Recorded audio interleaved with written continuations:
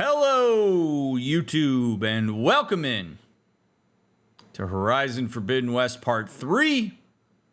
We've begun our journey west. I'm so grateful that you are making the trek along the Oregon Trail with me. I hope you enjoyed Part 2. It was a lot of fun. We started getting into some more interesting stuff to analyze. I have a feeling that we're going to have a lot of interesting stuff to analyze coming up here. For those of you that maybe haven't watched many of my playthroughs and are wondering, I do intend to do a lot of the side quests in this game. I will not necessarily do 100% of them, but I do intend to do a lot of them, and I tend to do side quests before I do the mainline story. Those of you that watched my God of War Ragnarok playthrough know that. So I will be doing many of the side quests throughout this game. It's a question I've been getting a lot, so I wanted to address it. So whether I do all of them, I'm not going to promise that, but I'm going to do as many as I can. And I'm really excited to see what we have coming up here. So please make sure you leave a thumbs up on this stream. Leave a comment if you feel so inclined. Check the links down in the description. And as always, share this with people. If you think that these playthroughs are something that other people could benefit from or enjoy, that helps grow the community. And that helps me as a streamer and content creator a lot. So if you want more people to see this cool stuff and have me keep going, that's the best way to do it.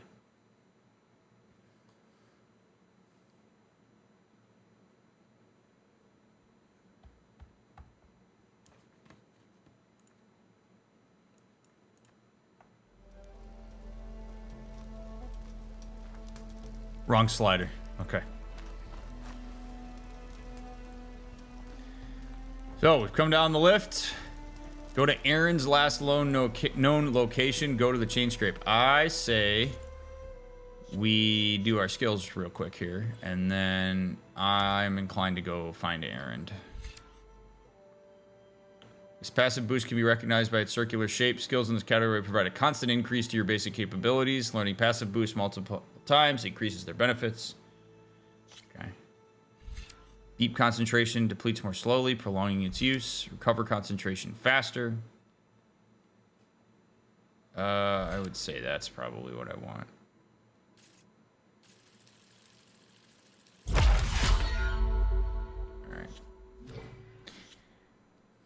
Inventory, good, tools.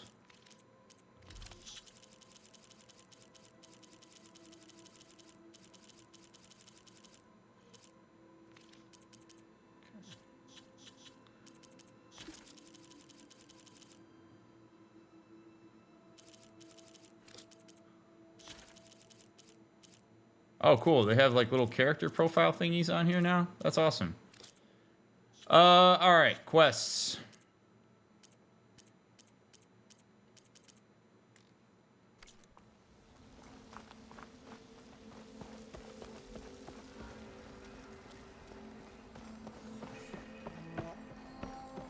Oh, good to know that Aaron's still alive and kicking it.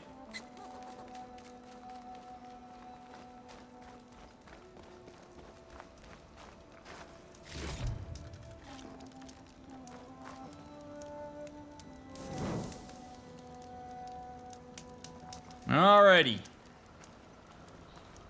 Bonfire's still going strong.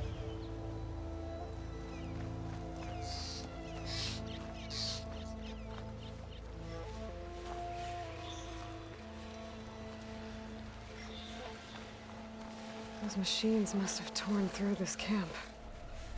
This valley definitely isn't safe.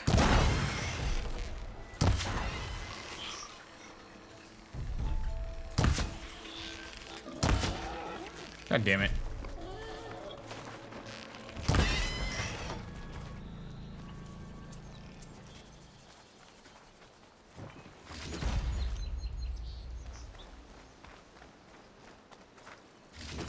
Love that my arrows stick out of him.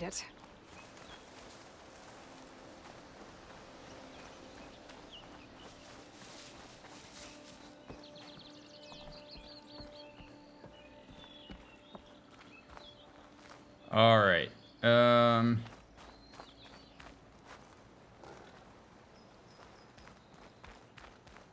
What have we here? More parchment.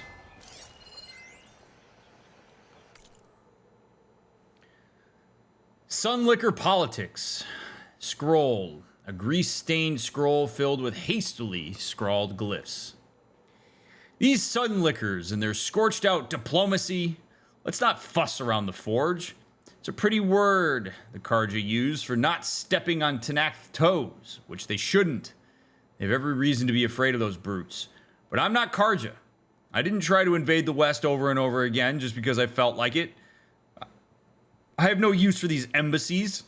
Another polite term for waving the white flag and saying, please don't kill us. And now I'm stuck on this side of the wall too, because the Karja couldn't keep it in their sheath.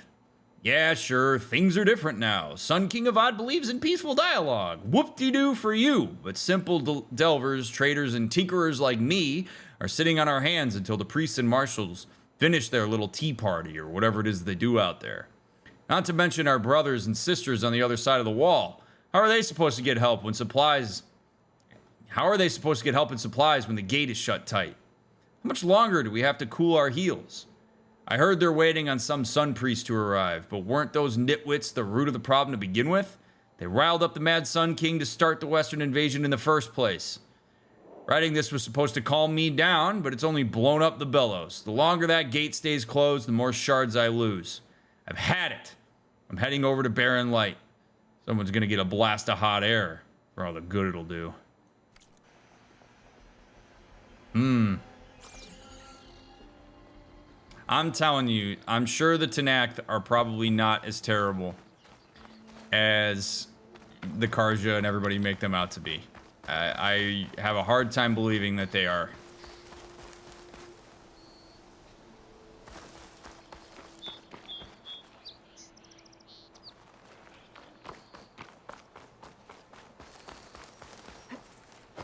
I want to get a view here of the area that we're going to be frolicking around in.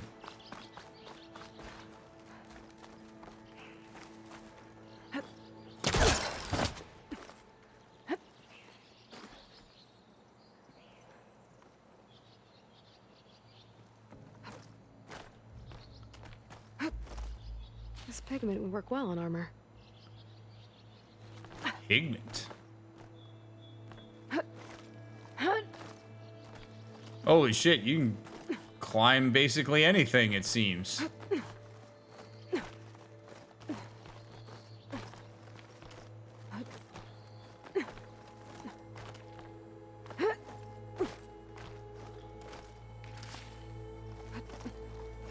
Telling me I can change my armor color? That's gonna be pretty sweet if I can.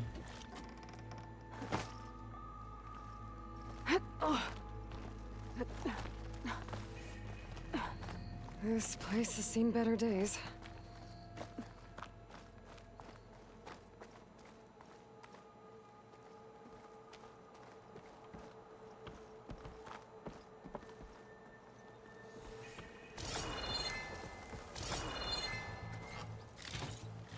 Discovered a blocked path. I don't think I can get past them. Ooh!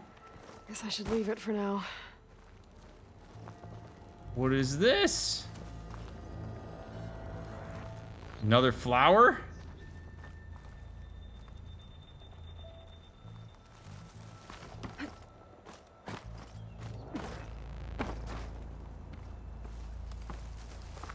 Your girl's intrigued.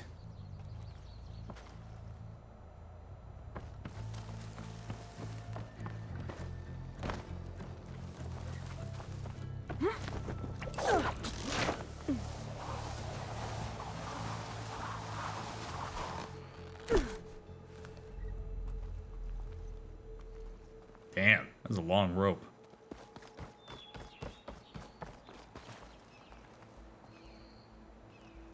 Wow. That's sweet. All right, so that's where we're going. So let's go.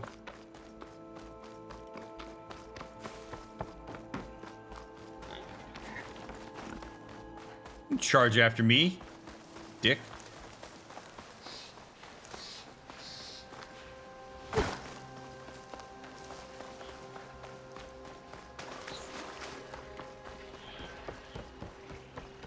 What is this green thing over here?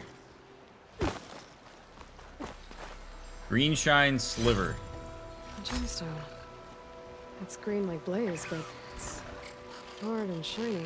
I wonder if merchants would be interested. A rare, valuable resource hidden all over the world. Green shine can be used for upgrading certain weapons and outfits or trading with specific merchants. All right. Cool. Glad to know we've diversified our resources in this economy. Or what we consider to be valuable resources.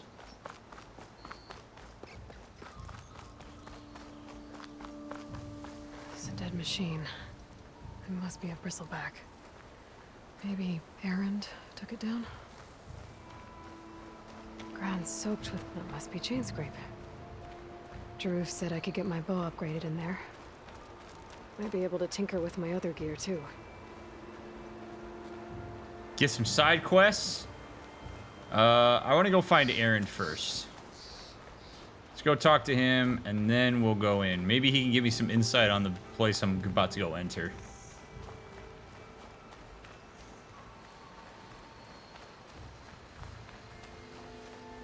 My general philosophy is get information. Exploring cauldrons might teach me how to override these things. You mean like it did last time?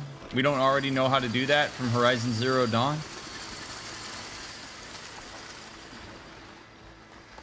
Fine.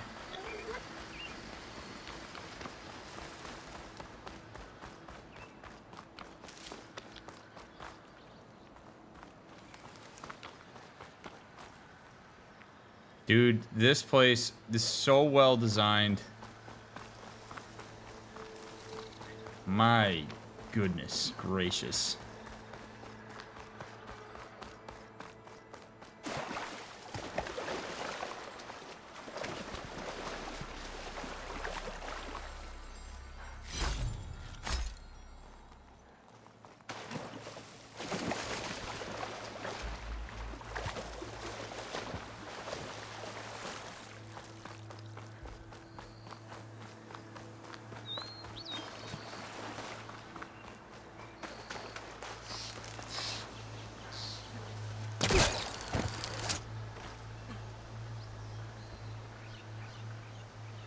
Oh.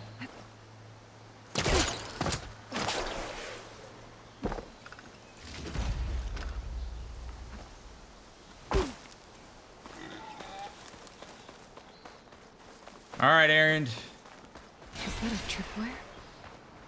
The whole area's ripped with them. Hey, you! Make it worth your while if you kill these scroungers. It's always something. Hold tight! My I'll see what I boy. can do! Try Hey, luring them into the tripwire. Or I'll just shoot him with my That's the bow. last one. Hello, Red. What a day, what a day. What up, Holmes? Thank the forge you showed up. Tripwire's handy, but machine hunting's a youngin's game. Come on over. Let me give thanks proper like. What's up, bud? I see you're a practiced hunter. Took you less time to kill those scroungers than vanguards to kill one bristleback. So the vanguards came through here? Yeah, just a bit ago. Took down that bristleback, headed south. But then those scroungers showed up to carve the carcass, as they do. South, after more bristlebacks? Probably. This whole valley is swarming with them. The vanguard seemed dead set on getting rid of them. I see. Hold on there, Red. If you're gonna go chasing across the Daunt, you're gonna want a tripcaster. Not just any tripcaster. One of my make. Free of charge. Workmanship looks solid enough. Yep. Been tweaking the design since I left Chain Scrape. More room to tinker out here and less chance of, well, accidents. I mean, it's kind. I don't need it. Kind of him. Thank you. Gesture of goodwill. Did something happen in Chain Scrape? More like someone. I don't follow. There's this sack of wet dirt. Olvend. Thinks he's the Elderman of Chain Scrape. Got half the town treating him as such. Back when I had a place in town, he took a real interest in my wares. Kept pressing for the Ulven discount. I said no. He didn't like that so much. I can't prove it, but that chuff bucket set my workshop on fire. Felt it best to put some distance between us after that. Cable car operator told me the bristlebacks just appeared yesterday. Do you know anything about them? How is old Karn? Back in the day, me and him got into all sorts of trouble. There was this one time that... Anything about the bristlebacks? No. Karn said true. Just showed up and ran amok. Lucky for me, I've got you and the Vanguard swooping in time to time to save my backside. It's what I do. I should get going. Thanks for the tripcaster. While you're blasting bristlebacks, I think I'll head down to the hunting grounds. Did you know they have a tripcaster trial? Come by later if you want to try it out. Maybe. After I get things under control. No, I don't think I will. South. Should be able to pick up his tracks with my focus. DrMick, you're so stubborn. Why don't you use everything the game gives you?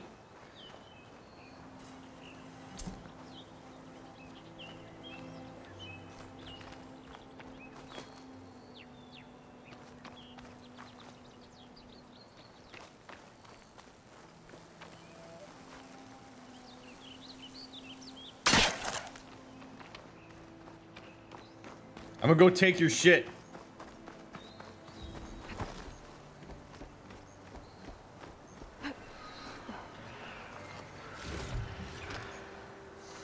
Tripcaster wasn't enough.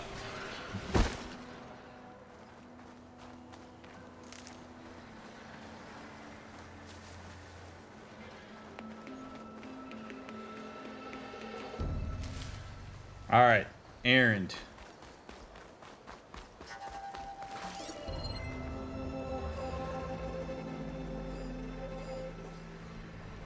Tracks. Maybe Aaron's and the Vanguards. Let's go see what my boy's up to. Oh, look at that. I've learned to override machines and cauldrons before. I wonder if there are any out here.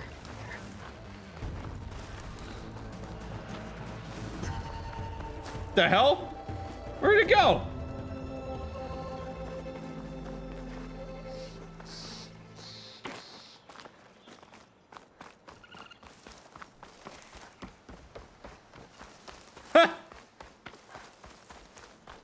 Okay.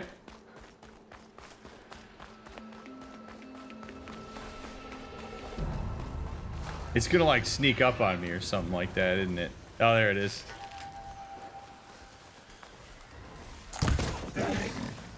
The hell?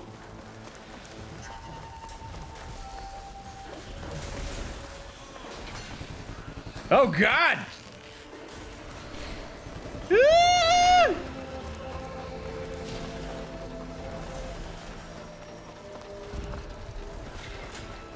Sounds like someone.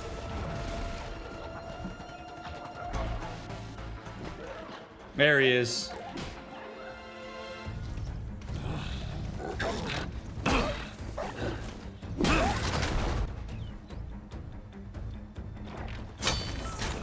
Another one down! Now this is what I was forged for. No ledgers to fill. No boring mid-afternoon patrols.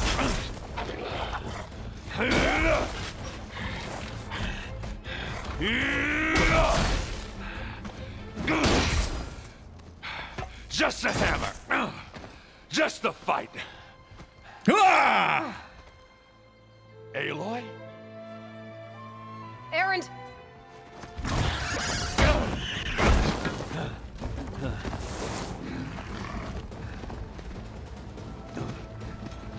You get yourself killed oogling over me, dude.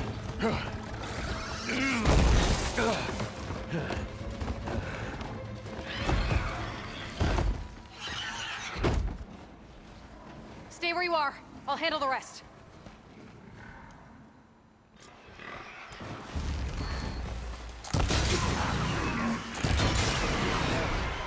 Wasn't even hard, Aaron. Aloy, tower. After you can do the loot, maybe you can get rid of these guys. There. Don't forget, I'm playing on the hardest difficulty. I'm not playing on the easiest difficulty. I'm just that freaking good. Aaron's apparently a little bitch. Can't even deal with machines.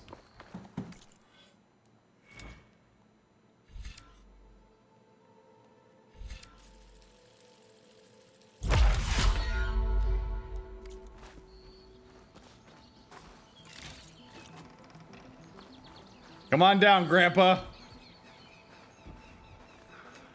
Hey, Aloy. You know, you might have to meet me halfway.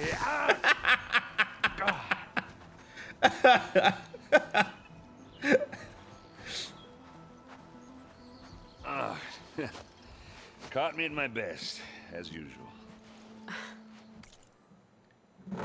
Now, I realize this is the first time we've talked with him for a while.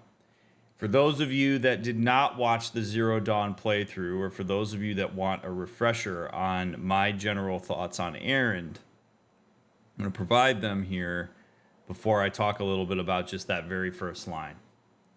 One of the consistencies in Aaron's psychology throughout Horizon Zero Dawn, though it did get better toward the end,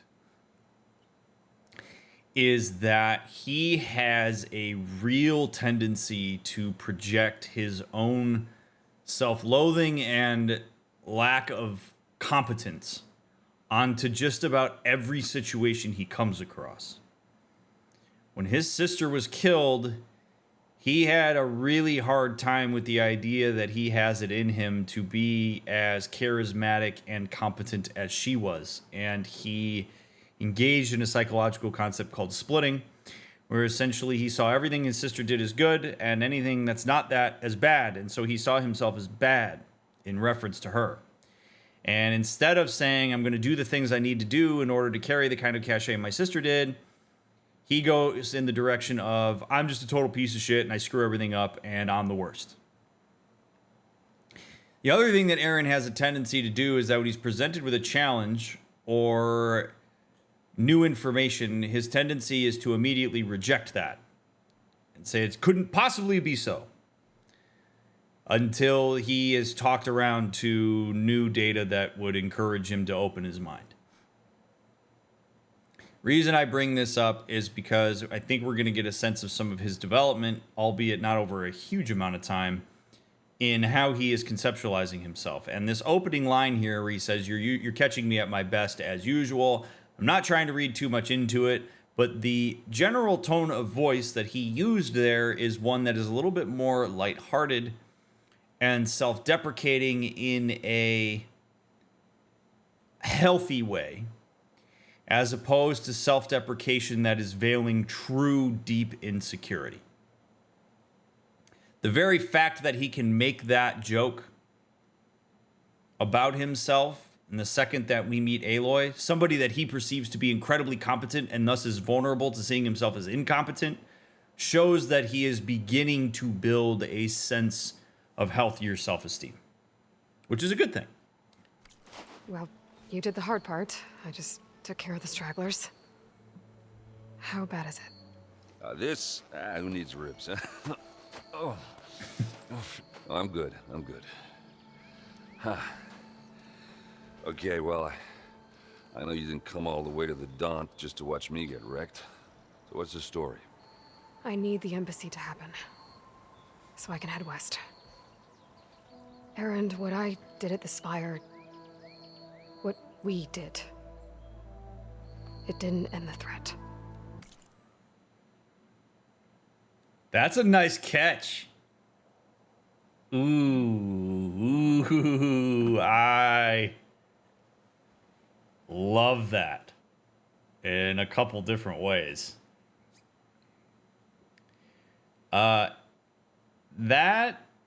So I try to give people a bit of a break on slip-ups. Like, if she didn't catch herself there and switch the I to we, I really wouldn't have thought much of what she said there. Other than I might have said, that really speaks to how much Aloy has internalized this sense that she's the one that has to do all of this on her own because of all of her upbringing and just general orientation to these events. But her shift from the I to we shows a conscious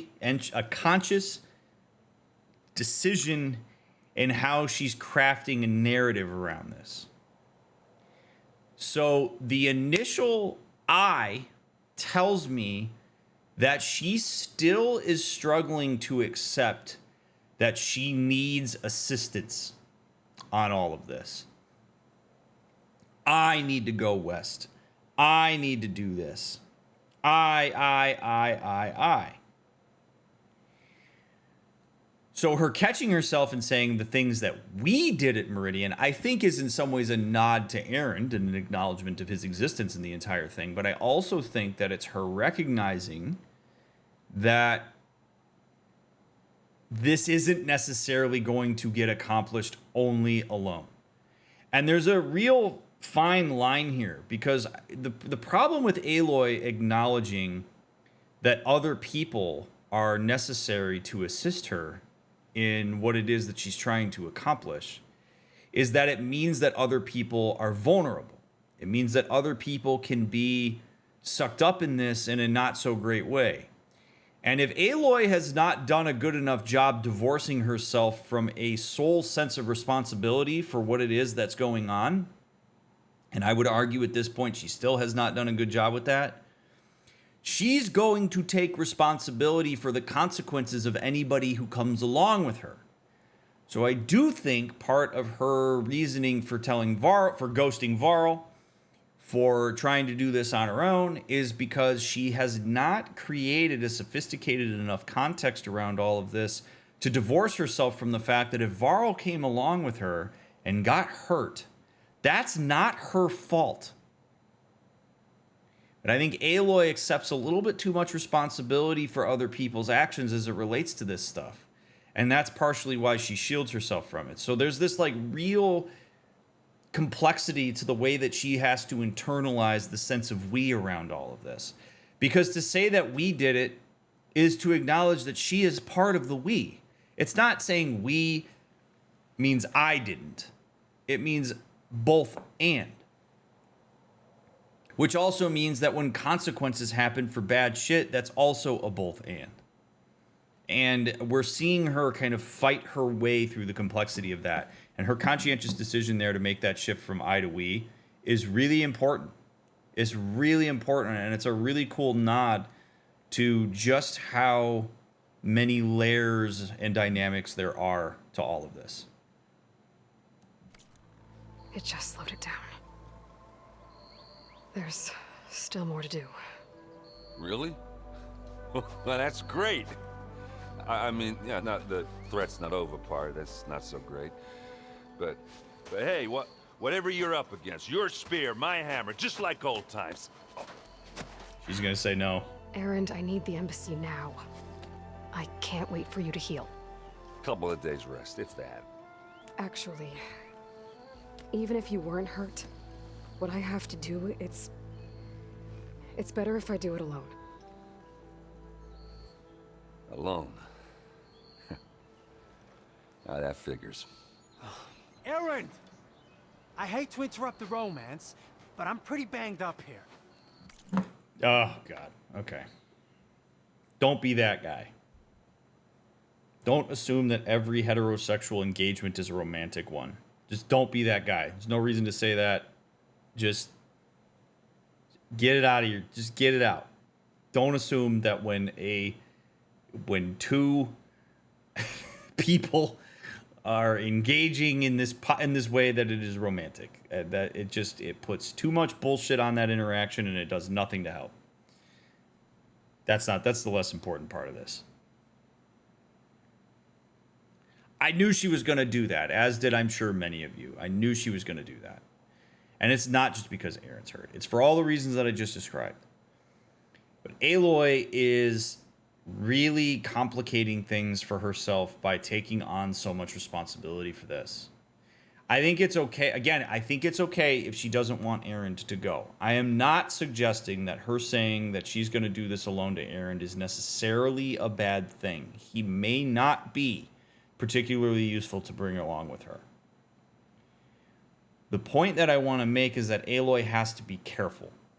Because if Aloy is automatically going in the direction of, I'm doing this alone no matter what, and not a damn person's going to come along with me, and nobody's going to talk me out of that, she shuts herself out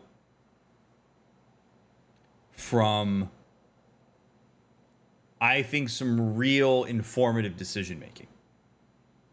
Because the first thought that you would want to have here if you're Aloy is, would it actually be beneficial for me to bring somebody like Aaron along with me? What does he have to offer? And if there are things that he could offer, even if it's not necessarily Aaron that you bring along with you, you might ask yourself either, how do I develop that skill if I'm going to do this by myself, or how do I find somebody who's maybe more adept at the other things that I need that Aaron can't bring along but has those traits that Aaron has? Aloy seems to have this autopilot here where immediately when somebody suggests that they would like to exert influence on this situation and join her, which is the charisma that she has built over the past however long in getting people to rally around her, like, if she's going to shut that out, it's not going to necessarily be great. People are going to want to follow her. So she should take accountability for this and say something like, Aaron, I'm going at this alone. It's not about you. It's about the fact that what I'm going to accomplish, it's too complicated for me to bring other people with me, and it will slow it down. So I'm going by myself. Keep doing your thing, bud. I'll report back, or whatever it is. But I would hope she doesn't do the same thing to Aaron where she's like, I'm sparing you the burden of coming along. But we already talked about that when we talked about Varl. Don't blow your blaze, I'm coming. Oh, this just keeps getting better. Huh. Listen, I'll go to Barren Light, get patched up. If you want this embassy to happen, we're gonna need this sun priest, Studious Wadis. Oh, I know him. I'll clear the Valley of Bristlebacks, then send Wadis to Barren Light. I'll catch up with you there. Well, I guess that's sort of like a goodbye. I'm sorry? You? Yeah, speak directly here, Aaron. That... Before we hear what Aaron has to say, I'm making the pause here.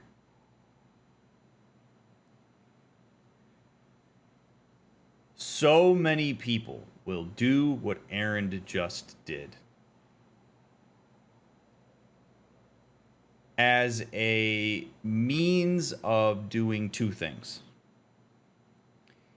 conflict avoidance and declaration of power, essentially, as it relates to a potential conflict. All underneath a foundation of, I have something important to say, but I'm worried about saying it, or I don't want to say it, or you should know. People are not mind readers. So if you are frustrated with somebody, or you have something to say to them, say it directly. Say, hey, Aloy, before you go, I would like to talk to you about this, if you're up for it. But if you do what Aaron just did, which is, well, that kind of sounds like a goodbye with a shitty tone, what you're doing is you're establishing that that person has done something to affect you. They've had an impact on you that's not great. But you're putting the onus on them to have to read your mind and engage with what it is. And you run into two problems if you do that. One is, she may be completely wrong. She may have no idea what you're upset about. In which case, now you have to, like, explain yourself, and there's all this shit, and it's just not worth your time. Or she's going to think she knows what it is and misfire, or get into her own explanations for things and defend herself. Like, she's either going to not know, or she's going to know, but she's not going to get it right, again, because she can't read your mind. You're not actually helping the situation if you engage with her the way that Aaron did. It's okay to be upset with her. It's okay if when she bailed and ghosted, he didn't feel very good about that. It's okay if seeing her right now and hearing her say she's going to go do this alone stirs that up and kicks the hornet's nest. Like, if he's frustrated with her, he gets to have that. But bring it up directly. Don't do the passive-aggressive stuff like that. Because all you're doing is just injecting more intensity into the situation in a conversation that will already be intense. So I don't like the way that he initiated that. Sorry? Ugh. Yeah, that'd be a first. Where is this coming from? Hey, just, forget it, yeah. Oh, it's nothing. It sounds like something. All right, fine. Now, after the battle at the Spire, when you took off, you left without so much as a handshake. I mean, people like me, we fought and bled at your side, Aloy. You just disappear? What kind of person does that?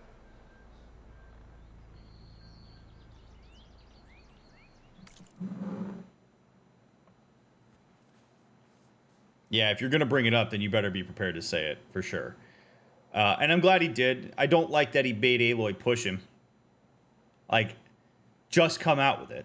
You've got her engagement. She turned around. She's postured. So just say it. But whatever, he did. And again, this is where the mocap is going to come through for us here. Because the dialogue of that,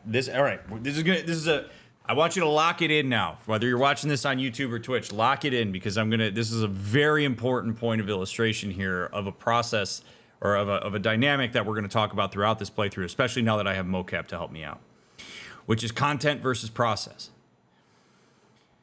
If you read the script and you heard the tone of voice that Aaron used here, you would probably make the assumption that he is angry. And he very well could be. I think there is some anger and frustration directed at Aloy here, as evidenced by the fact that he raised his voice and he used a certain tone. However, if you watch him and you watched his face, anger tends to make people clench their face. You kind of you tighten your muscles. When you're hurt, you soften. And Aaron softened. I think underneath all that anger, it really hurt Aaron that he was willing to follow Aloy, that he was inspired by her, that he found himself again in part because of her assistance, that he fought by her side, he was vulnerable, and then she bailed. And Aaron, not possessing a ridiculously strong psychological acumen, which I would not expect him to possess because he's a mortal and lay people don't have years and years of psychological understanding, he probably personalized that. Because when you ghost people like Aloy did, your first question is often going to be, why? And because Aloy's not there to answer that question, and because Aaron is hot off of insecurity, he very likely filled those gaps in with some not very fun, dark corners of his psyche, whether consciously or not. So this dude's hurt. But it's not as easy to show hurt. And it's understandable why he wouldn't. I can completely understand why he has his metaphorical sword and shield up here. Because he showed Aloy significant vulnerability in Zero Dawn, and she bailed. Which is not going to create a sense of reliability and security with her. So for Aaron to come out and to say that he's hurt and to soften and to show her that, albeit I think the better option, is completely understandable why he wouldn't do it, because Aloy just said, I'm leaving again. I have prioritized myself and my mission over everybody else, including you. Why, if you're Aaron, would you then get vulnerable with her and share that after you've already been burned not too long ago? So you can understand the anger, and you can see the anger as the front in the tone, in the intensity, in the language. But his face, and his posture, and his softening gaze suggests he was really hurt by this. And if you're Aloy, your first reaction is likely going to be to want to defend yourself. She is going to want Aaron to understand why she did what she did. Or she's just going to say, I did what I had to do in tough shit, which I hope she doesn't do. If you would like to reestablish and repair, if you'd like to reestablish a connection with him and repair your alliance or your friendship with Aaron because he's somebody that you'd like to keep close, Aloy had better acknowledge that hurt, and she had better recognize that he softened and soften with him. He's never proven to be dangerous to her, so I'm not suggesting that she has to like soften to some abuser. Like he's not that to her. So Aloy's response here, the hope would be, if I could disrupt this and I could orchestrate it, would be for Aloy to say, I can see that you're hurt. And you're right. I did bail. That's a fact. She bailed. No matter what her intentions were, she did leave. So you should always acknowledge facts. I did leave, and I can see that hurt. And I would not be surprised at all if you are angry with me. And let's talk about it. Or I don't have time to talk about it with you right now, but it is important to me. And I'd like to find time to talk about it at some point in the future. Like, that's what you want to get. But Aloy's got to drop the defensiveness if she's going to get there with him. Now, if Aloy doesn't care and she wants to keep herself emotionally distant from him and has no interest in reconnecting with him, she very well could say to him, sorry, man, I have my reasons. Or doesn't even have to apologize if she's not sorry. Just, I had my reasons, Aaron. I don't expect you to understand them. I did bail. You're right. And I'm going to do it again, so I would love it if you could just help me out with this, if you're willing. But I don't know that that's really going to be useful for her to do that, nor should I don't really understand why she would want to do that. So she's got to be really careful here not to defend herself. But the point of this, me stopping here and talking about this, is, you know, the real deep sophistication in how you analyze these types of scenarios in real time is to not just listen to what Aaron is saying here. If you depersonalize this a bit and you ask yourself, where's he coming from and what's his experience, you pick up on hurt really quickly if you allow yourself to go a little bit of a layer deeper than just immediately absorbing what he's putting out. And anger is perfectly okay. Anger is not a, cover-up emotion always. Anger is a legitimate emotional experience. It's not always indicative of something else, but in this case, it's absolutely indicative of hurt. It's pretty clear. So, what if that person absolutely hates to talk directly about anything uncomfortable or conflict? Then the consequences of choosing to engage in interactions that way is on you. Like, if you try to be direct with people and they don't receive it well, you got to decide what you want to do with that. If a person withholds or is passive aggressive because they don't want to talk directly to other people, then that's probably not going to invite a lot of healthy people into your life. And that'll be a consequence of your decision to do that. All right, now let's see what else we got here. I got to make a choice. Okay. So, who would do this? Great question. Someone who doesn't have time for this? That's rough. Someone who had a good reason? I like that. Someone who had no other choice. You all know I hate that. I know I said I was going to go heart with these, but I am not going to be party to saying that she had no other choice.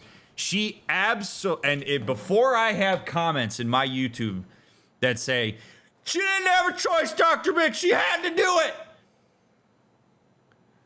She could have chosen to do it differently. If she honestly believed that she had to go, the very least she could have done is told people that she was going to go. She didn't have to ghost them like that. There is always a choice. She absolutely could have gone to Aaron and to Varl and to everybody else and said, hey, I'm peacing out. I have my reasons for doing it. Do not. In fact, she probably, here's the whole thing. Here's the whole thing about this. I'm getting spicy now. Here's the whole thing about this that kind of drives me nuts about the way that Aloy handled this. Is Aloy actually could have done herself a favor by being more communicative, by making a better choice.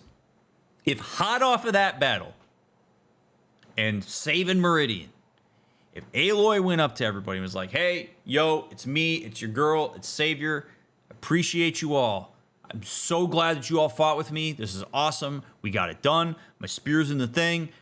As far as we know, we eradicated this. Your help was amazing. I am going. I'm leaving. I've got something else that I'm going to take care of. There's probably more to this. I want to make sure that I'm on top of it. So as much as I love all of you and I appreciate all of you, I'm going to leave, and I would really appreciate it if none of you followed me. I understand why you might want to do it, but I'm going off on my own. I bet you more people would have respected that boundary because she would have leveraged the absolute power she had of the benefit of the doubt in that moment, and people would have felt acknowledged and understood. They could have dealt with their anxiety and their sadness about the fact that she was leaving, but ultimately she stated a boundary and she said what she was doing. It would have taken all of how long that it just took me to say it, and then she could have galloped her way out of Meridian, and I don't think Varl follows her, and I don't think people get pissy with her because everybody's going to know exactly what it was that she was doing. Hero rides off into the sunset. But because she decided to ghost them, what she did was she left them all to the unknown. She left everybody there to fill in the gaps of what it was that contributed to her leaving. Some people probably personalized it. Some people thought she was dead. Some people might have worried that there was more going on that they didn't understand. And this is the absolute burden that Aloy has by being in a position of power here. And she is in a position of power. Like, whether she likes it or not, Aloy is absolutely in a position of influence. She's in a position of power. The things that she does matters. She doesn't get to act like she's an outcast anymore because she is not. So even though bailing on everybody and ghosting them might have been, the outcasty thing to do where nobody would have given a shit, her unwillingness at times to recognize the amount of impact she's had on the people around her is really creating some problems. Because whether she wants it or not, she stepped into a war with the Cabal. Whether she wants it or not, she had a really strong effect on people like Aaron. And that matters to them. And so some acknowledgement would do wonders to prevent these things. And that's what drives me nuts. It's why ghosting is not useful.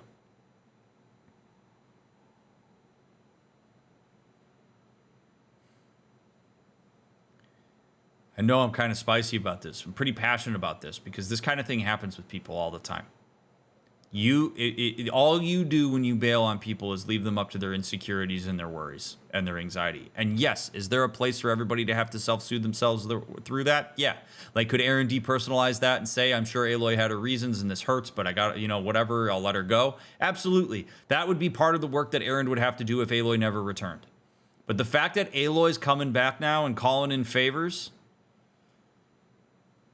and she's kind of got egg on her face right now because she bailed on everybody and then is realizing, oh shit, I need them. And I didn't really handle that well. So if she's going to get people to follow her again and get people to do some of this stuff for her, she's got to be willing to lean into some of this discomfort and do the interpersonal work that's required, which in this case is hearing out the ways in which Aaron is hurt.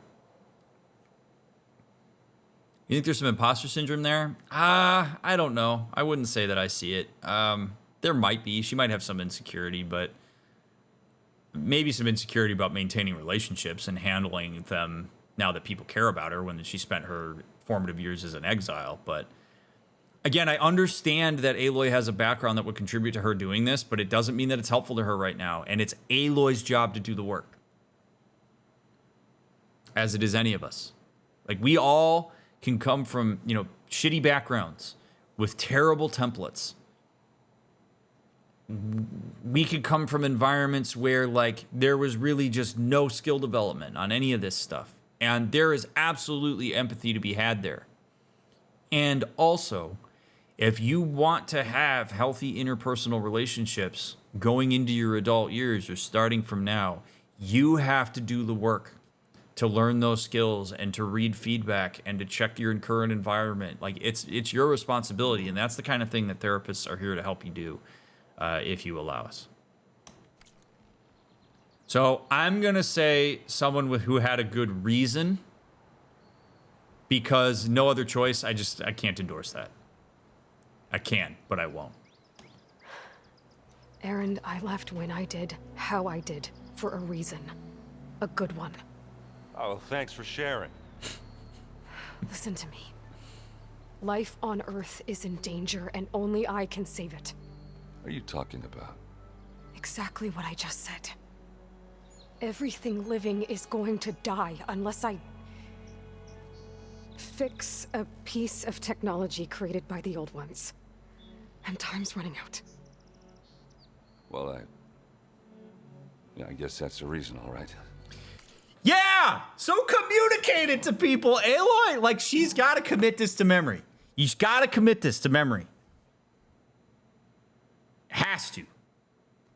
Must. If she is going to move forward here. She has got to start getting on board with the idea that people are going to listen to her and are going to understand to an extent when she tells them what's going on. She has so much karma in the bank on this stuff. This isn't Commander Shepard running around telling people about the Reapers. These people know that the world they live in is messed up. And so when Aloy says there's imminent danger and I got to go take care of it, people are going to believe her if they've had an interaction with her and were involved in this.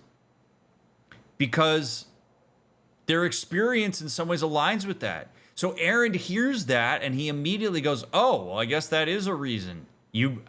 Which is exactly what I was just talking about. If she said to all the people back in Meridian, I have good reason for doing this, she doesn't have to go all doom and gloom and create mass hysteria with this shit. But if she was like, hey, there's some loose ends I want to tie up on this, and so I'm going to go do it on my own, that would be perfectly reasonable, and people would follow her on that. So in her endeavor to get people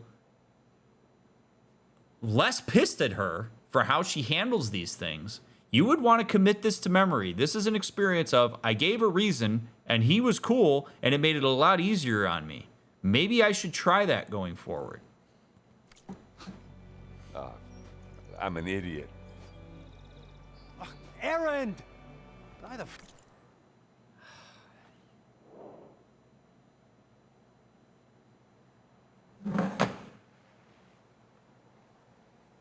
I should have known. I should have known that this interaction was going to take 30 minutes to analyze.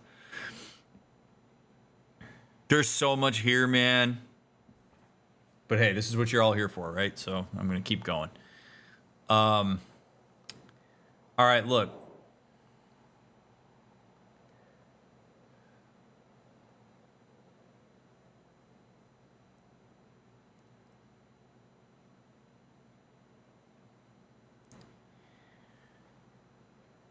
If somebody does something to you, or does something that affects you, which in this case is the case for Aaron.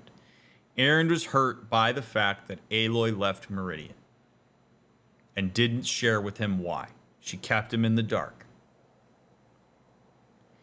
And like I said, he went probably to the far corners of his brain, in the deep dark depths, where he still believes that he's an idiot, and he still believes that he's a total mess up and not worthy of all this. And then he came out and he shared his frustration. He shared his hurt. As soon as Aloy says to him, I had good reason to do it, that does not negate the impact she had on him. And one of the things that I'm actually kind of bummed to see here in Erend is that instead of him engaging with, I appreciate you telling me that you had a good reason and I believe you, it still really hurt the way that you did that. And I would love it if we could figure out a way to make sure that doesn't happen again. Because it gets harder and harder for me to want to follow you into the dark when you do that. Which I think would be a perfectly legitimate thing and would be a perfect form of self-advocacy here for himself. He resorts to the autopilot. He drops it. He immediately goes to, oh, I guess you're right, I'm an idiot. He negates his own experience. He puts Aloy back in the driver's seat. He does not have to do that. And I would argue that it's not healthy for him to do that. If I'm Aaron's therapist and the thing that he's told me that he wants to work on is confidence and advocacy for his experience and having deeper interpersonal relationships, what I would say to him is, Aaron, no, I got to stop you here, buddy. This is a perfect opportunity for you to hold the both and. Aloy could have had good reason to leave. And you can still be hurt by that. And you can still make sure that Aloy knows you were hurt by that while also acknowledging that she had good reason. So he's in some ways letting Aloy off the hook here because it teaches Aloy that if she just has good reason to do stuff, she can do hurtful things.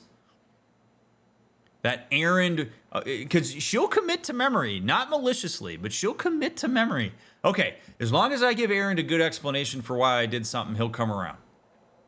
And if she's not a great person, which I don't believe this is true, but if she's not a great person, she could go, ooh, all right, so I can get whatever I need from Aaron so long as I just make sure he knows I have good reason for it. He'll just get into his own narrative about how he's an idiot and I don't got to worry about him if I can just give him a good enough explanation.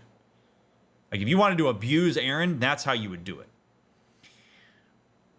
But Aaron, if Aaron stands up for himself there and says, okay, I get it, and also you had this impact on me and I don't appreciate it in terms of our interpersonal dynamic, it tells Aloy, you still have to deal with the impact you have on people even if you have good reason for doing what you're doing, which I believe is what would push Aloy, particularly if multiple people do this, to a point where she actually holds her position of power far more intelligently and with a lot more care. Zine, thank you for the raid. I appreciate it, bud. Thanks for bringing up people over here. Those of you that stick around through the raid, I hope you enjoy yourselves. We are still pretty early on in Forbidden West, so talking about some real significant dynamics here between Aaron and Aloy. How would somebody in Aloy's position handle the comment about him being an idiot? I don't think it's Aloy's responsibility to handle that. Aloy is not Aaron's therapist. It is Aaron's responsibility to get away from that. Aaron is the one that should engage with an alternative other than telling himself that he's an idiot. Aloy is responsible for articulating her experience, which is what she did here. And Aaron did the same thing. As soon as Aaron turns to, I'm an idiot, I mean, she could certainly say, no, you're not. But that's not even her responsibility to reassure him that he's not. She is not, no. Even as her friend, though, no. I'm going to say this to every single person watching this right now. You are not responsible for countering the narratives of your friends. You are not responsible for doing the intrapsychic work on behalf of the people you love. You are responsible for doing the work on your own stuff. Aaron calling himself an idiot there as a way to try to orient himself to what just happened is not Aloy's responsibility. Aloy's responsibility is to make a determination of what she wants to do with that. If I'm Aloy, I'm looking at Aaron there going, well, he still hasn't done all the work he needs to do on his self-talk, so I'm going to be careful about how I do or do not take advantage of that. But I am not going to manage that for him. If it gets to a point where Aaron continuing to call himself an idiot is something that Aloy is uncomfortable with or makes her not want to be around him or makes her not trust him, then she should certainly say that to him. You know, Aaron, I'm kind of tired of you doing the whole I'm an idiot thing, because when you do that, you start making really crappy decisions and it's very hard to engage with you. You could certainly say that if you're Aloy. But no, Aloy does not have to step in on that. She can let that ride. That's his work to do. And I think too many of us rely on other people to do that work for us. So a lot of us think that people are going to jump in there. They're not. Your therapist might, but it's not a fair expectation to have that of your friends or of your family. He's an adult. He's responsible for the narratives he chooses to engage with. Forge. I guess that's my cue. Maybe I should go with you to Barren Light. No, hey, you're needed elsewhere, obviously. We'll make it without you. That was a bit of a reassertion of power there. We'll make it without you. He's ping-ponging back and forth. He went angry to vulnerable to understanding to self-loathing to fight back. Advocate for my experience with bite. So this whole exchange between the two of them was not particularly great as a result of that.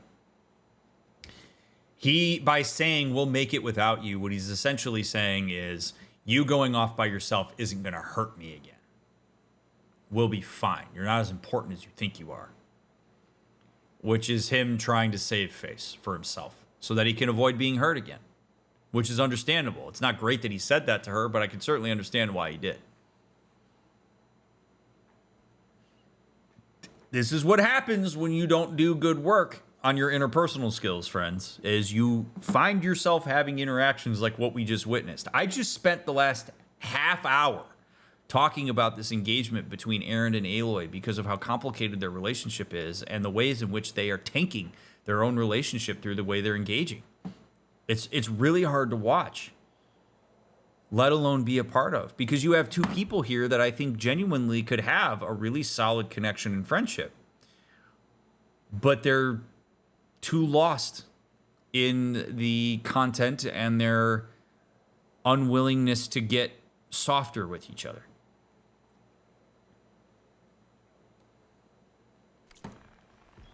It's a bummer. Doesn't sound good. You'll have to handle that one on your own.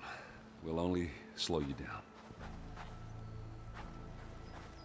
I don't know that that one was meant to be as biting, but...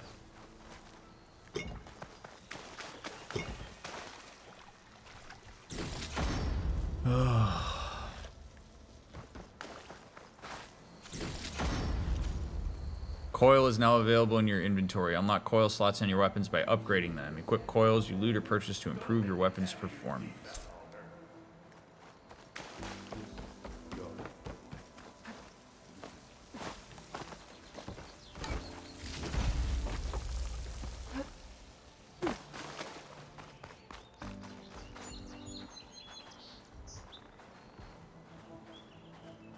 So something that's funny is like when people say the word passive aggressive, I really want to emphasize that if you are being passive aggressive, you're being aggressive.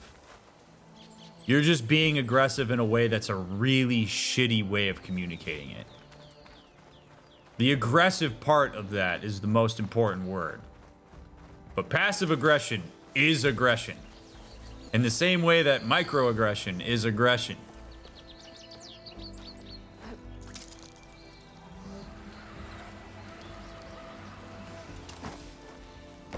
But he would, I do think they would slow him down. I mean, if he's basically like, you know, hey, we're actually going to slow you down, so go on your own, that's fine. Oh, shit! Jesus! That's what you get for doing psychoanalysis while you're carrying a weapon that's capable of doing crazy shit.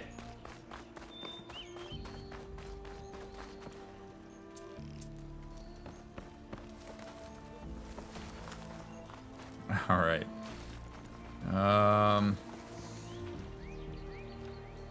Go to the source of explosions. Well, they're closer than the chain scrape, so.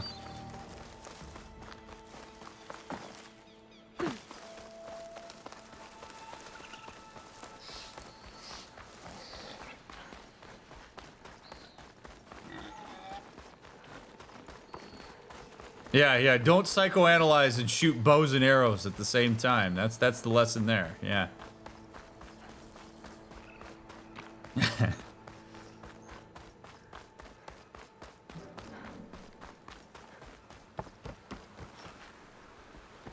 I can't get over how beautiful this game is. My God. It is just unreal. Look at this water. Oh. What are those Osram doing out here? Quick! Gotta scrap him before the scroungers get him.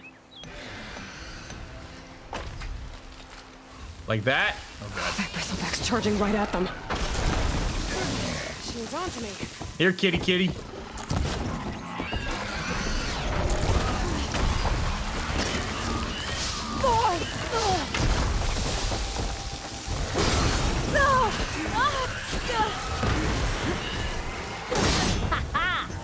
Another one for the scrap pile. Your help was timely, Nora. Just get back to Chainscrape before you get yourselves killed. All right, get this Not shit with off all of this me. salvage lying about. Come on, crew. Back to it.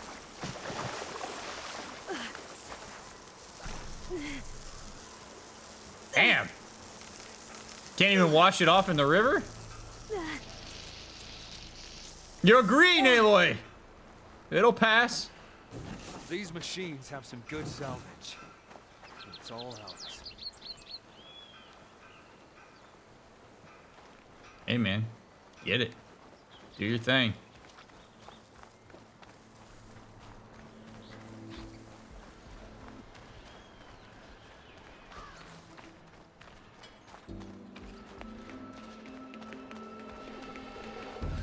Just a random dead guy over here?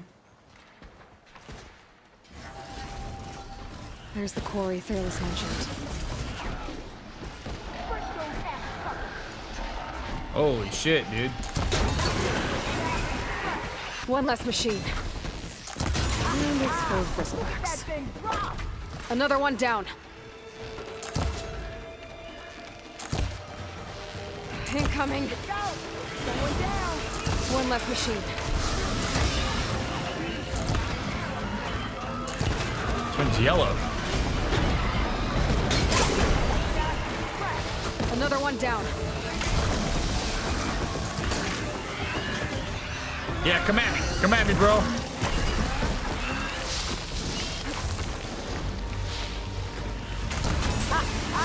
Look at that thing drop! There. Quarry's safe. Stranger, come on over here. We gotta talk. The Osram from New York?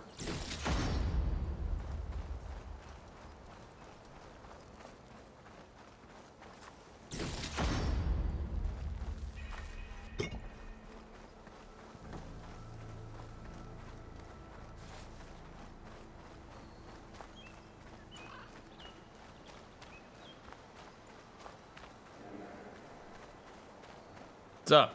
I don't know what Honora's doing out here, but consider yourself owed. We tried to hold off and wait for the Vanguard, but one of them bristlebacks charged us. Next thing you know was a full-fledged fracas. Is everyone okay? We lost some good people, but we would have lost the whole quarry without you. Well, at least it's quiet now. Your ears ought to be ringing with a quarry at work, but Chainscrape's whistle ain't blowing, so we're stuck picking up the pieces.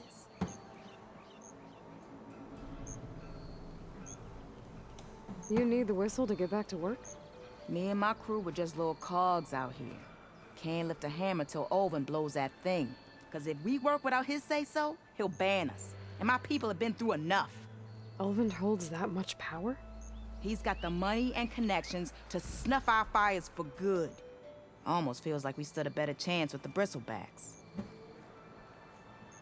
Damn. Oh boy. What are you and your crew working on?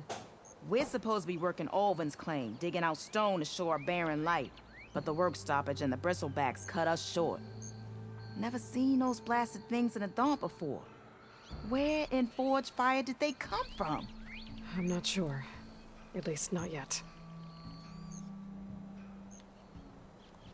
I need to get going. Stay safe. Thanks to you, that might actually be possible today.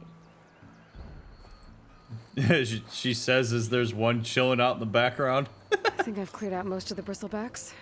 Valley should be safe enough to travel. I'll go give Wadis the good news. Then maybe this embassy can finally happen. This is one just chilling all the way out there. frolicking around.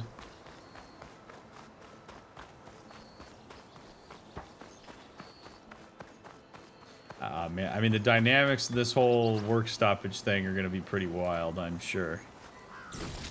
And for those of you that are maybe wondering, DrMick is very pro-union. So when we get to that part, I mean, I'll be listening, but prepare yourselves.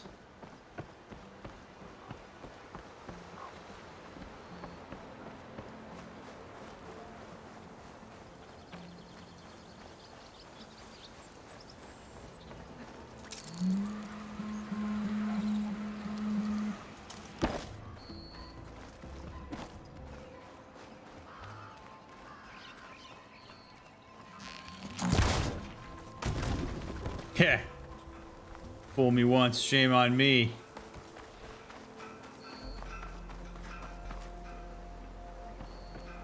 I love all the awesome engineering. Boy, this feels like a tight turn. I appreciate also that these turns, look at that. They're not like perfectly around. Like you can tell they were actually like forged. That's such a nice touch, man. So unnecessary.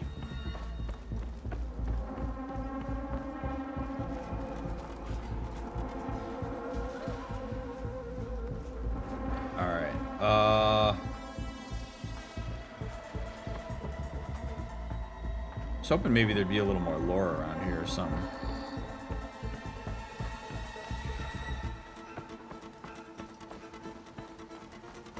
Yeah, the wood's not even either. That's a great point. Yeah, I mean, seriously, it's so great. So unnecessary.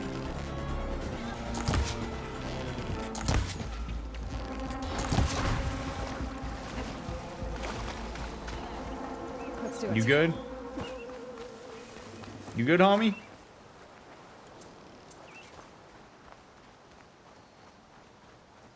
It's a ruin from the old world. But I could find something interesting inside. Yeah. The Daunt. Treasures await those who dare explore the ruins of the old world. Oh, yeah. You kidding me? I'm all in. What do we have in here? Oh, baby. Yes. Give me...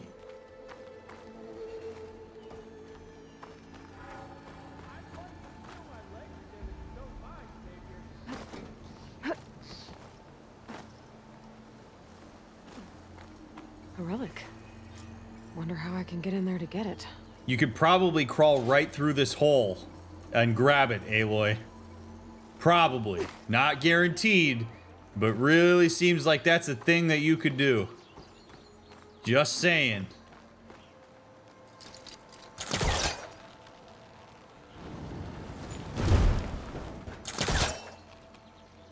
I'm too close.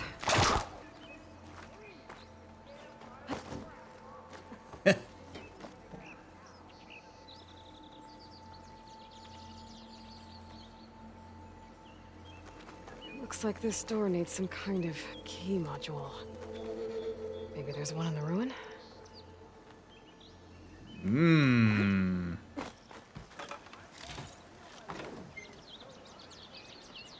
Some sort of key module, you say? Perhaps I gotta pull that crate farther than I thought.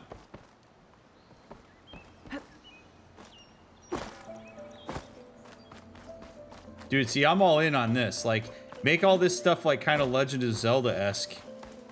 Like, make these ruins matter.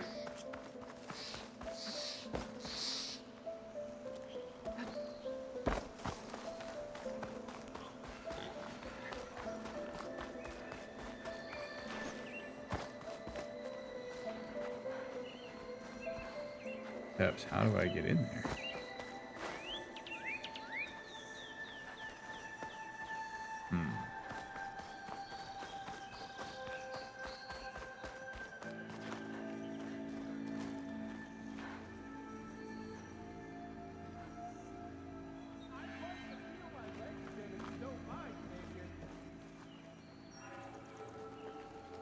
Let's see. I don't think I can pull this out of here. Yeah, no. So, there Must be a key, which is probably in there. So I got to figure out how to get up there.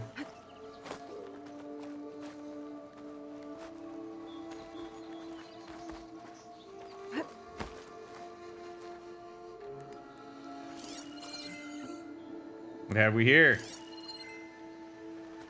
What the hell? All right, there can't be...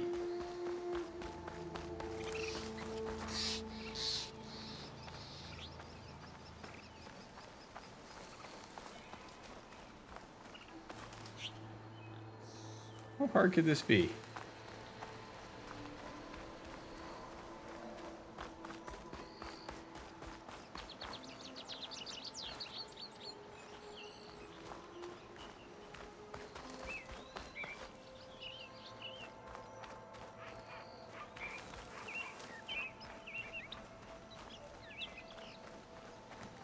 All right, this is good. Gotta use my brain in a different way. There's no way that it can come farther than this, because yeah, it's gonna get stuck there and it's gonna get stuck there.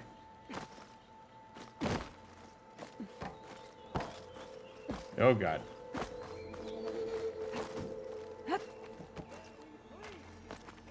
Oh duh. Oh what? I can read the comments now, idiot. Just go up the ramp. What's this data say?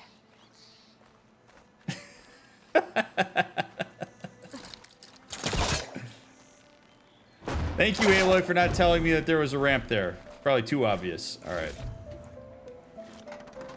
Jeez. All right, text mail. Your red permit code. Text mail from Lodge at Zion Reception. Oh, so we're at Zion. Data corruption minimal from Lodge at Zion Reception to Thomas Braith. Subject, your red permit code. Dear customer name, thank you for staying with the Lodge at Zion. With your reservation, you have opted for a red permit parking pass. To ensure the safety and security that our accommodations are renowned for, the access gate for guest vehicles is protected by a personally generated code. For your convenience, this code grants entry both your room and your parking space. Your red permit code is at hashtag and exclamation point.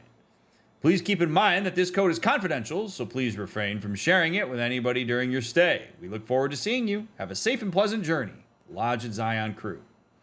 Mr. Braith, sorry for the inconvenience, but our parking system software hasn't worked properly for some time.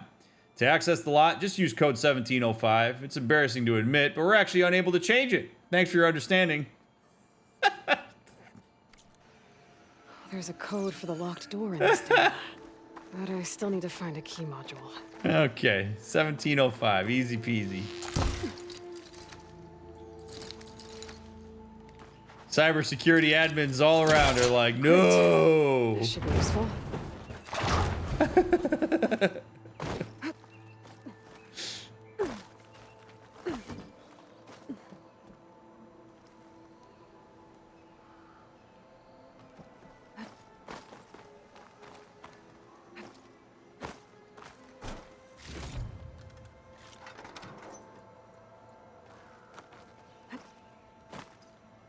Alright, no key there. Interesting.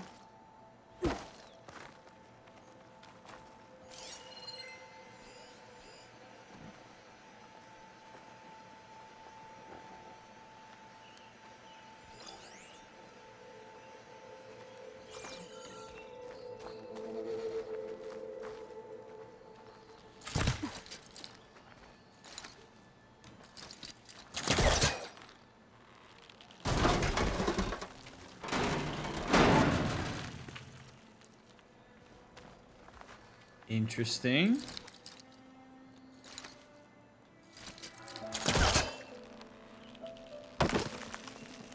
I'm gonna pull this down right on top of myself. Okay. Neat. All right. This is cool. I think I've hit a snag. You think?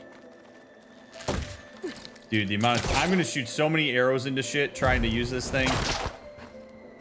Guaranteed.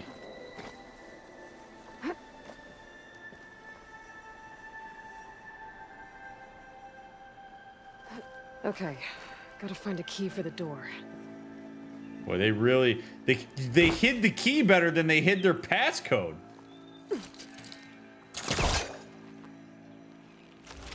Blow out the wall, Aloy. Yeah, dude, she's real strong.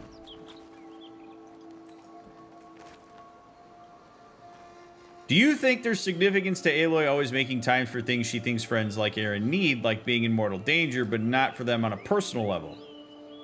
How would somebody approach overcoming that? Well, she probably does that because it's more pragmatic, right? Like helping a person who is in significant need because they're in mortal danger is usually a very easy thing to rationalize. Like, well, you know, otherwise they would have died or whatever. I think that Aloy struggles with the interpersonal nature of things because so much of her life growing up was based on like utility and like pragmatics. So like I can understand why most people in this world would do that. In terms of like how would you approach overcoming that? You would have to decide to engage with people more personally. Like you would have to work to, again, try to understand their emotional experience, be curious about them, like do the things that I was talking about Aloy needing to do in that conversation that we just had with him.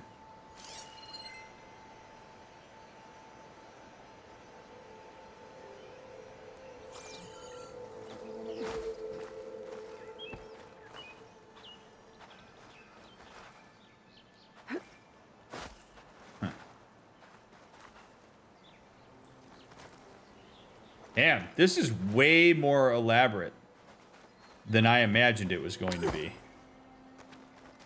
There's more of the ruin down here. Where to now?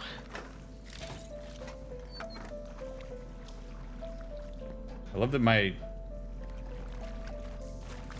I have a flashlight.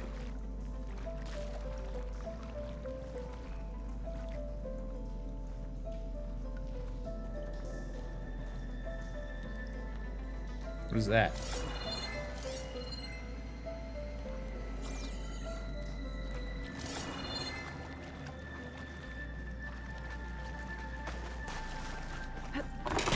Ah. Well, I can't reach the ledge above now.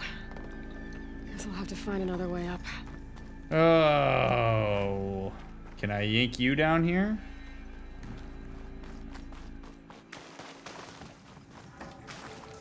Yep, sure can. Look at that. It's not hooking onto that. This is the reception building for Zion National Park. That's my guess. There. A little more light down here. Holy shit, man.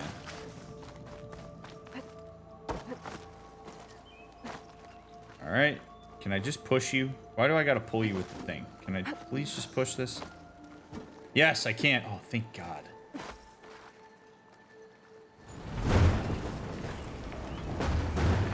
Down it goes.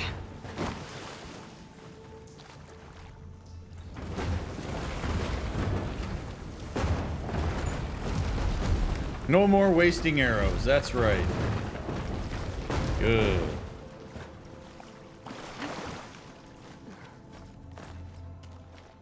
Okay. Now where does this lead? Great question, Aloy. Come on, be in here. Oh.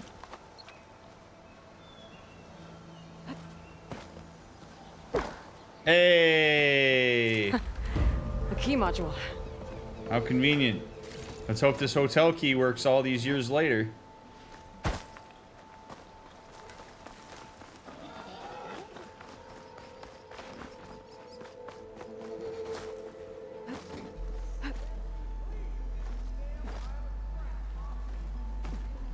Okay, let's see if this key fits.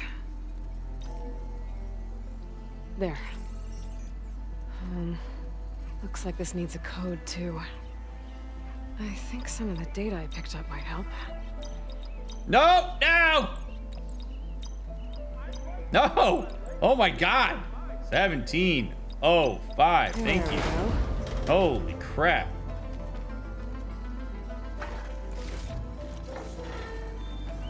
Pick up the ornament. What is this thing? I'll hold on to it for now. Figure out. Let's get this started. Text log, data corruption minimal. First stop on the Screw You, Kyle tour. Guess what, Kyle? That big flashy demonstration for those big casino execs you wouldn't shut up about? Not gonna happen. But you know what is? Road trip, baby. Good luck following our dust trail, dick nose. Golden toucans out. Tom. What to do with it later. An ammo that deals acid damage is now available in your inventory. Use your focus to scan enemies and see if they are weak to acid. Hitting enemies with acid will build up a corroding state. Once in this state, the enemy's armor takes damage over time, has reduced damage resistance. Cool.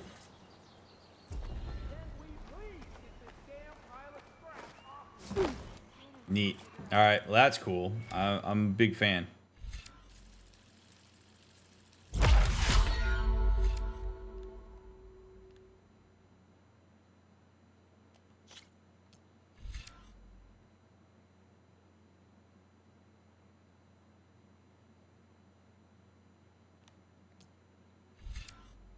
Fire a high arcing volley of arrows that rain down on your enemies. Well, that seems cool.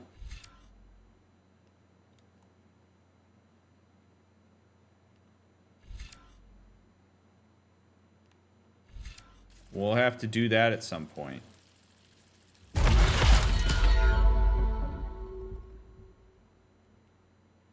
You have unlocked your first Valor Surge. Hold square to equip it. Yeah. Recover weapon stamina faster.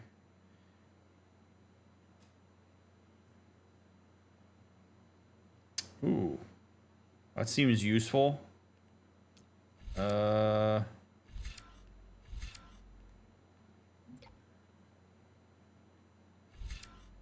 mean, the arrow volley seems pretty badass. I'm kind of intrigued by that, so we're going to unlock that.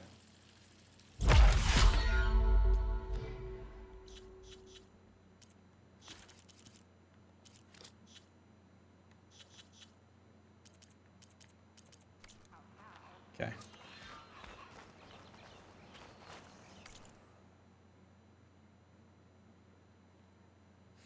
Wait, Aloy has found a mysterious relic while exploring ancient ruins. Where did it come from, and are there more out there? Find origins of the ornament.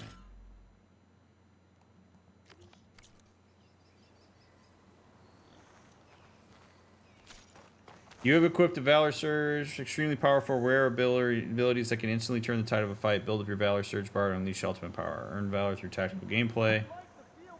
Okay.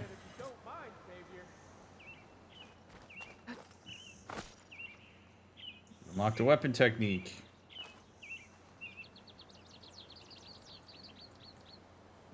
Tap or hold R1 while aiming to use your selected technique. Using a weapon technique depletes your weapon stamina, which regenerates over time.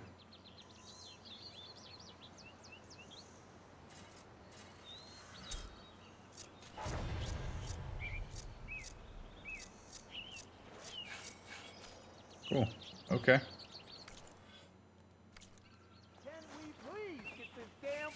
Let's see what these fine folks have. As soon as we figure out how. Howdy, folks. Free the Oseram.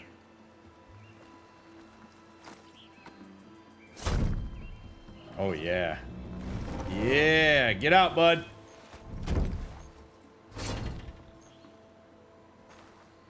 Mighty thankful to you, Savior. Just Aloy is fine. Aaron mentioned you're not one for fancy titles. You're Vanguard. Well, here to escort Wadiz's delicate behind to the embassy. If we can get rid of these bristlebacks. Captain said to keep an eye on Chainscrape, then these ugly lugs showed up. Gave the first one a good beating. But didn't quite have time to roll out of the way when it fell. Told you it wasn't a good idea to eat that much before heading out. I should probably get going. Now, if you see any more of these bristlebacks... I'll make sure to roll out of their way. Might want to take some of these with you as well. They're handy in a pinch. Thanks. Stay safe, Aloy. That outfit seems so impractical. What is the purpose of that? when you're eating to like catch your food so it doesn't go to waste? Like what? Breathe on yourself? Breath checker? 5,000?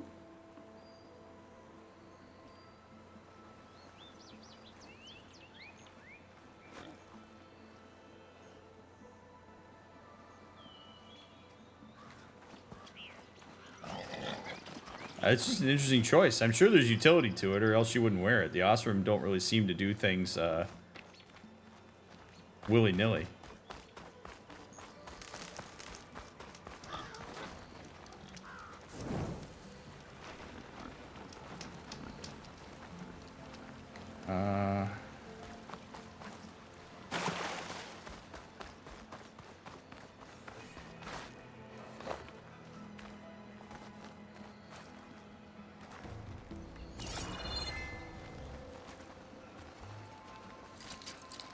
I don't think it'll connect.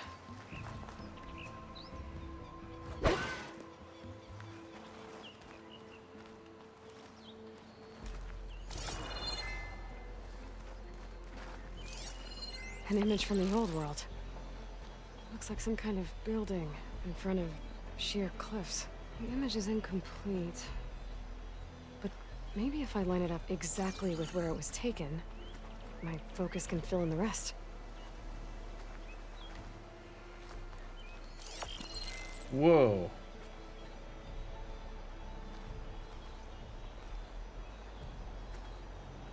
It's gotta be this, right? Gotta be. This doesn't look right. Better try another spot.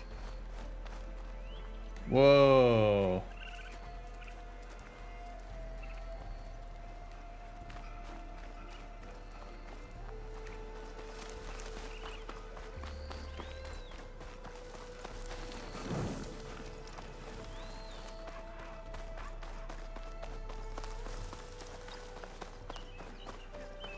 Okay, so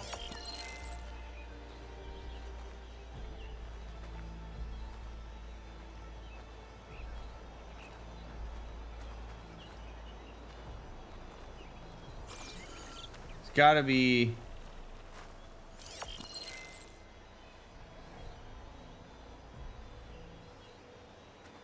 It looks like the building in the image might have been near a river. Maybe there used to be a bridge nearby?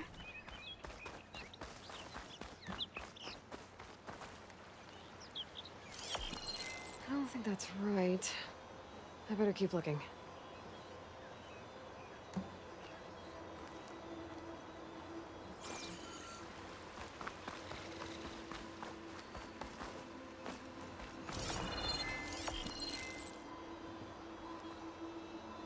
okay, this is super interesting because I can't tell how far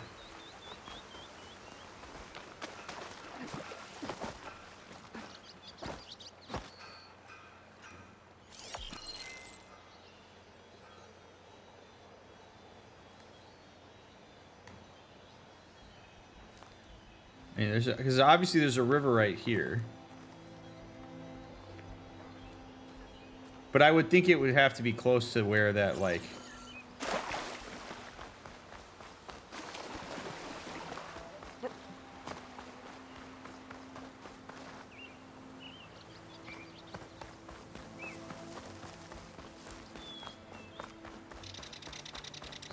Maybe it's...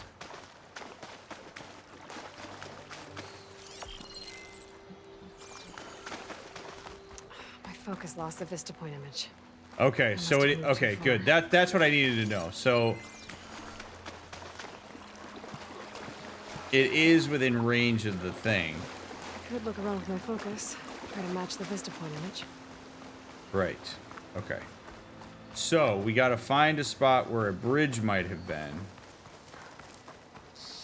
With like a house up on a mountain by a river. And this looks like there's a bridge right here. Okay, let's try this. Ruins of a bridge. Maybe it's the same one from the image. I could try to line it up around here. I think I'm almost in the right spot.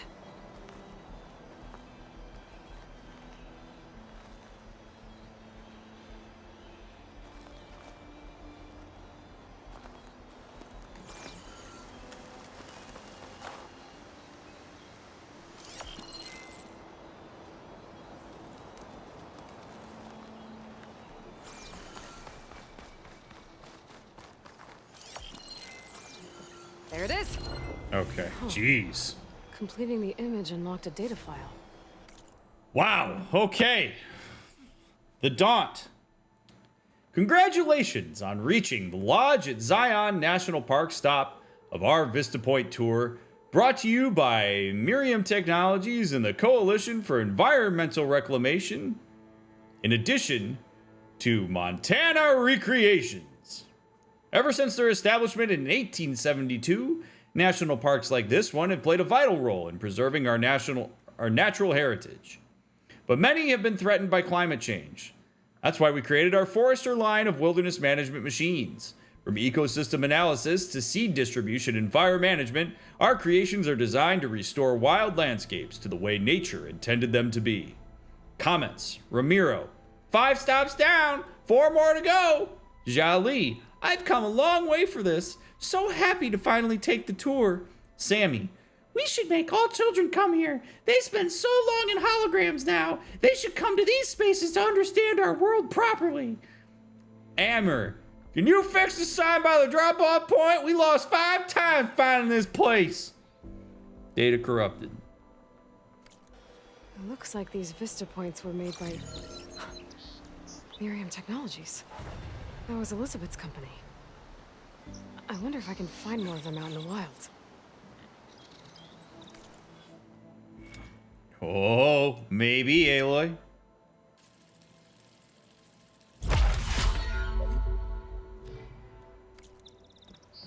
All right. You darn kids! Spending all your time in the holograms that we created with our ingenuity?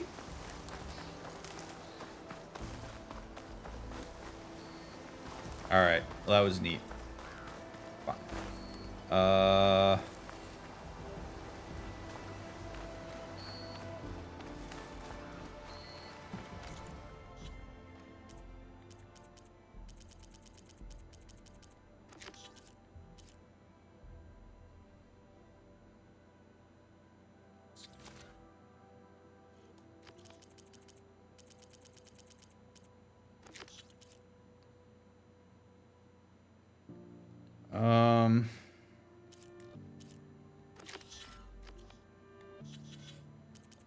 Okay, so I need to go deal with my arrows and stuff, but I don't.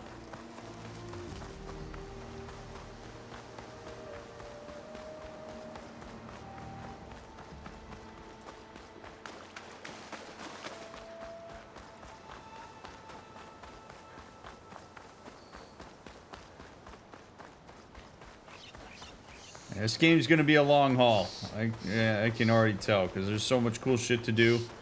And if they make all this side questing stuff as meaningful as this has been, good shit, man.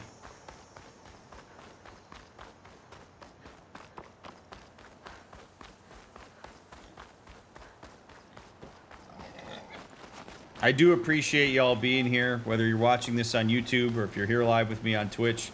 Thank you so much for taking the time out of your day to support my playthroughs. I hope the things I have to say are meaningful. It's an absolute blast having such a cool community to do this with. And thank you for continuing to make it spoiler-free. That really means a lot, too, that you're willing to contribute in that way. Happy to see me?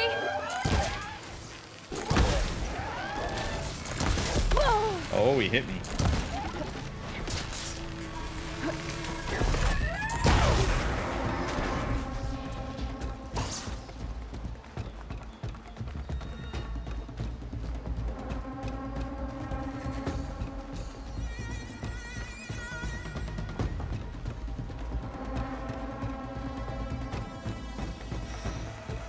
Some intense music going on right now.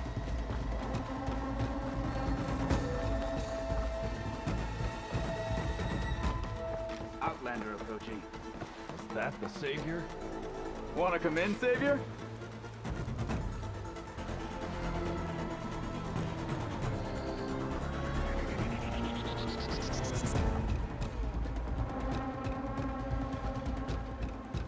Welcome to Chainscrape, Savior. Open up, guys. Jor's orders. Good enough for me.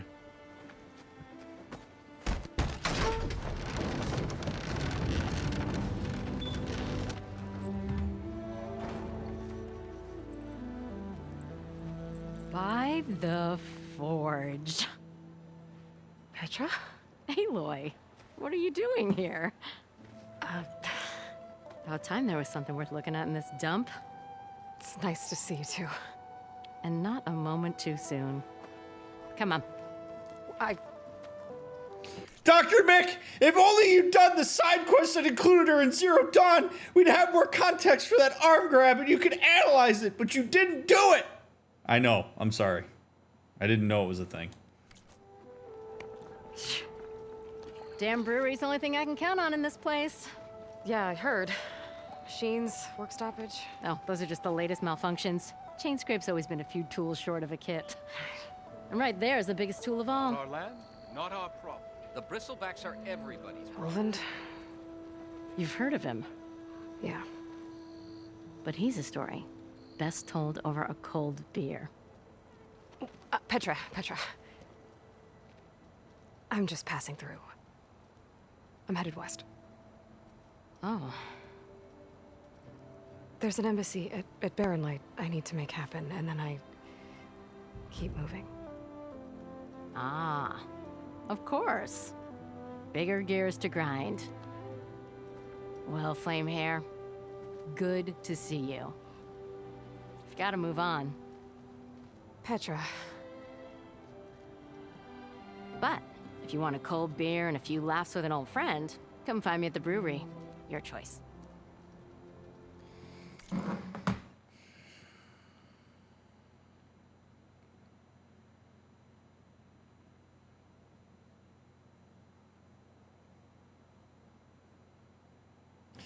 Look, as frustrated as I get with her, I actually really applaud Guerrilla for the way that they handled Aloy. Because Aloy is imperfect, which I like in a protagonist. Like, I don't want Aloy to do all of this by the book. I want Aloy to... Screw up's not the right word, but I want Aloy to do things that aren't necessarily the best. Makes for good analysis, for one, but it also just, it makes her a lot easier to connect with. It makes these interactions so much more real. Okay. Aloy is just bouncing back and forth between this, like, willful ignorance of the impact she has and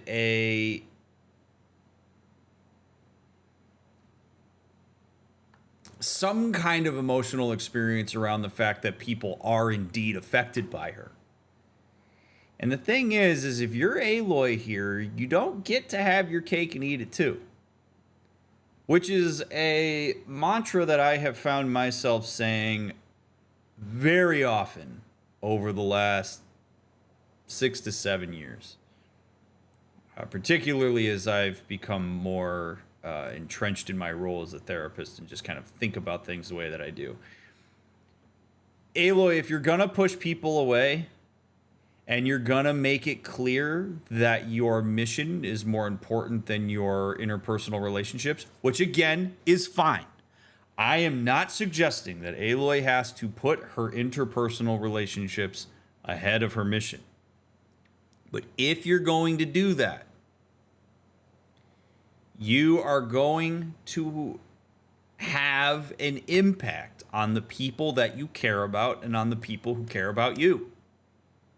And those people get to have that. So when Petra realizes and totally understands and endorses, I don't know about endorses, but totally understands that Aloy is gonna go. Like, Aloy is true to her word on that shit. And she's probably got the, well, at least you warned us this time. She puts her own distance. Understandably so. You can't keep bailing on people and pushing them away and expect them to hold you close. You don't get to have both. If people are hurt by the impact you have on them and they protect themselves, you can't ask them to open their hearts and be subject to however it is that you want to navigate the world. It's not fair. So when Aloy's like, Petra, nuh-uh. No. If you're not going to take time to nurture these interpersonal relationships and you're going to handle these things the way that you're going to handle them, this is how people are going to react. Her reaction there is, yes, it's on Petra, but it's also a consequence of the fact that Aloy is not inviting people in. She ghosts them. She doesn't let on exactly what it is that she's doing. She puts her own walls up between herself and the chance for these relationships to be more intimate in whatever way that's going to mean. And so when Petra needs to turn away and protect herself and go, okay, I see how it is, so be it, man. And in that way, I also understand Aaron getting frustrated and handling this the way that he has. You don't get to have your cake and eat it too. You can't keep shoving people away when you're vulnerable and expect them to keep chasing you. You can't expect that people are going to be there at your beck and call when you're not reliable to them too.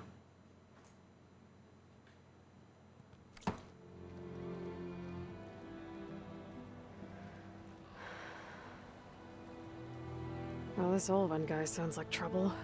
Ah! Maybe Petra could use some support. But first things first, I need to find that workbench and upgrade my bow. Anyone? Make my... Wait up! I regret everything! How you doing, bud? Oh, I didn't see you there. I didn't see you there either until you popped in. It was pretty wild. Are you a sight for sore eyes? Hello!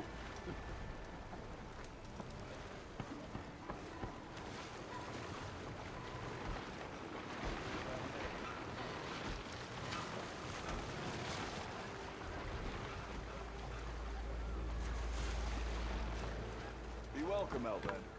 Time to give Wadis to Baronlight. Well, I'm not trying to do that yet. I'm trying to upgrade my bow. Also trying to get some side quests here. Same side here, Aloy. The bristlebacks threaten us all. Oh, drop the act.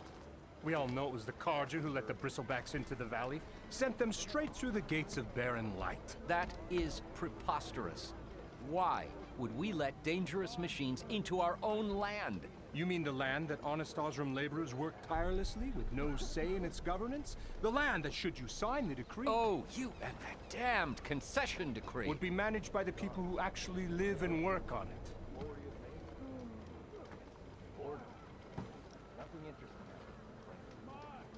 Oh boy, this is gonna be fun.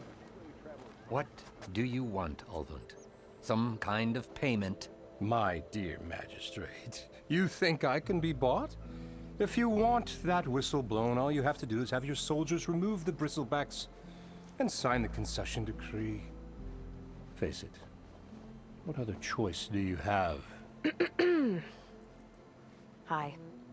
Savior, what auspicious timing.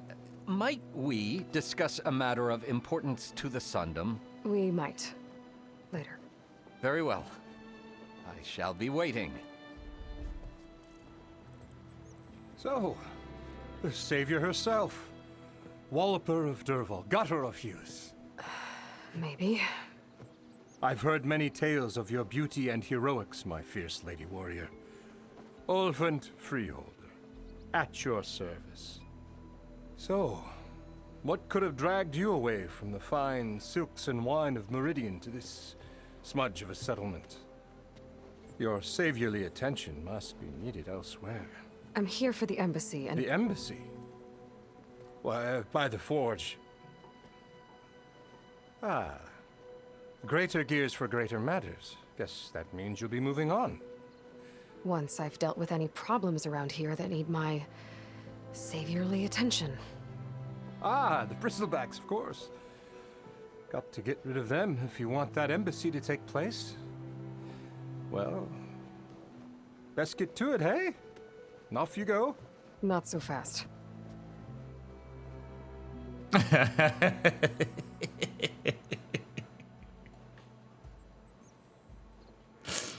This guy knows what he's doing. You don't seem to have a high opinion of the magistrate? Well, I refuse to play nice to some fancy-robed parchment pusher when my fellow laborers are being bullied, intimidated, and taken advantage of. How noble of you. Noble, ha! Born with a hammer in hand, I was. Nobody handed me anything or dropped opportunity into my lap. Okay, Boomer. Everything I've achieved, I've done on my own. And where is this hammer now?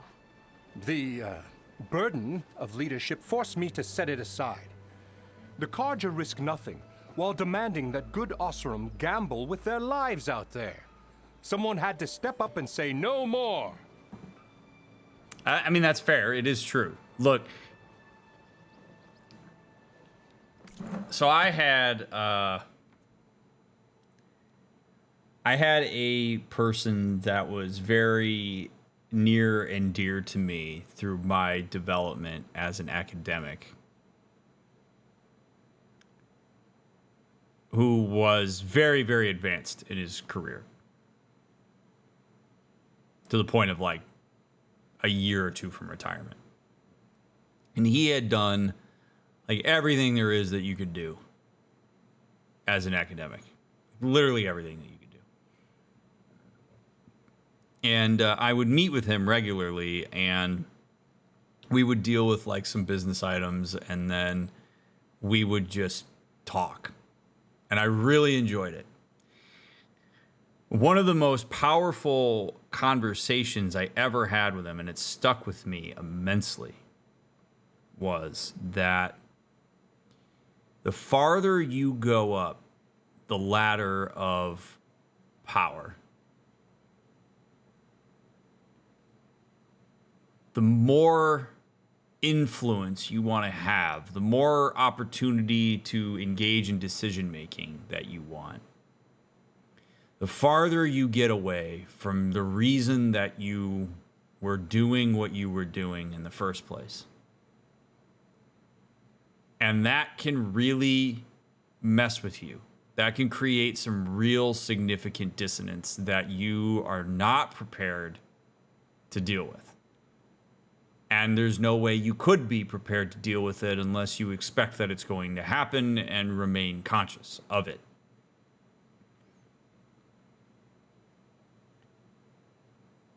The reality is that in this case, the workforce of all the Osseram who are doing the work down here, they do need an advocate. There does have to be some kind of person or proxy that gives them an opportunity to be heard. The problem with that is that in order for somebody to go do that, like in order for this guy to be like head of the settlement or union leader or whatever it is, you do have to take your boots off the ground. So the longer that people stay in that kind of position, the more they run the risk of being disconnected from their constituents, but also being disconnected from their own sense of self and purpose. And when that happens, you're pretty vulnerable to a system that can gulp you up pretty quickly.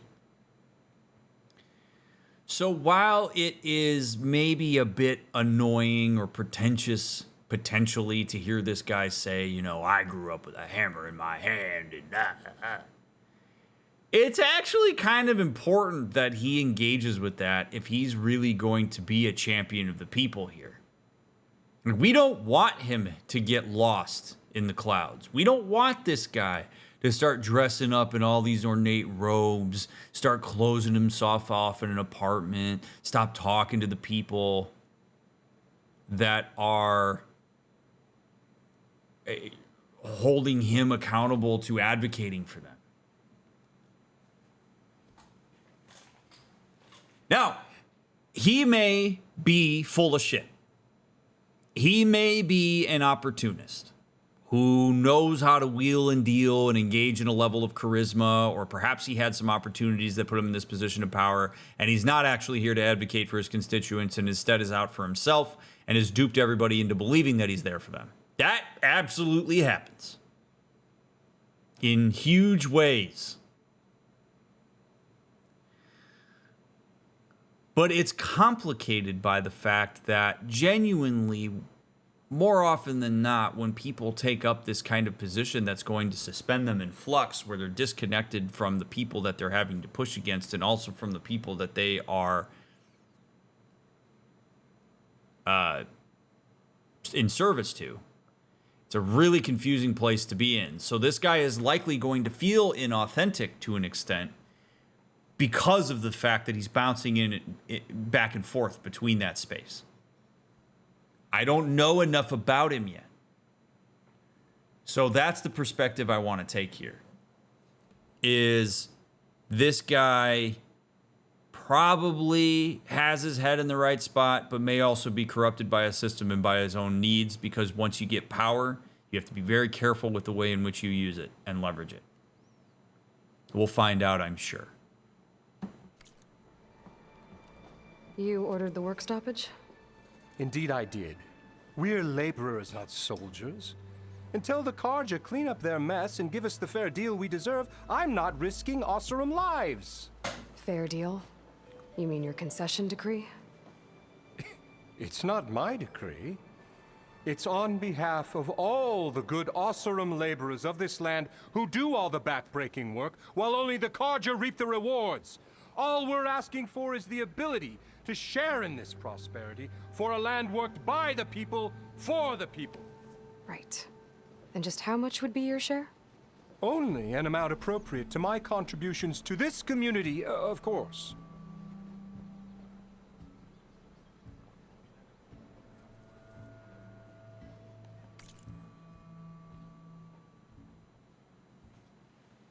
Aloy anti-union confirmed?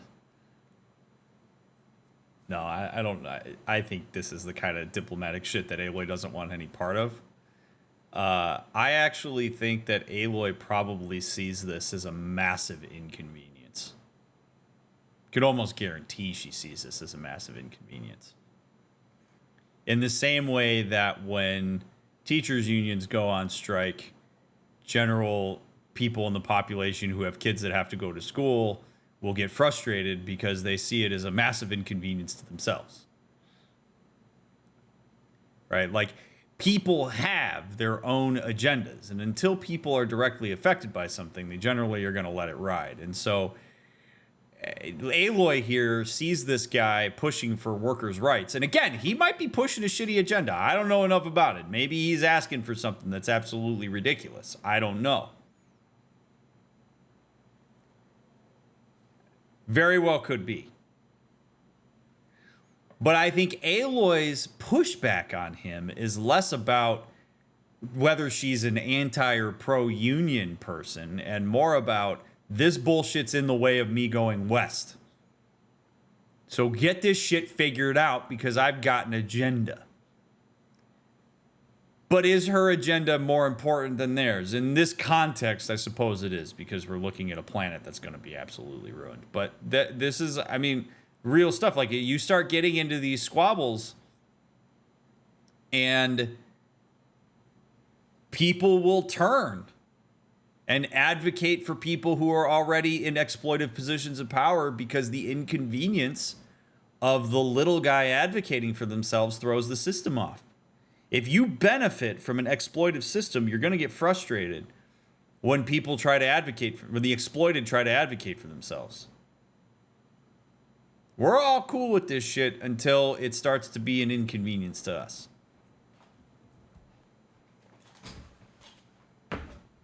We're cool until we're not.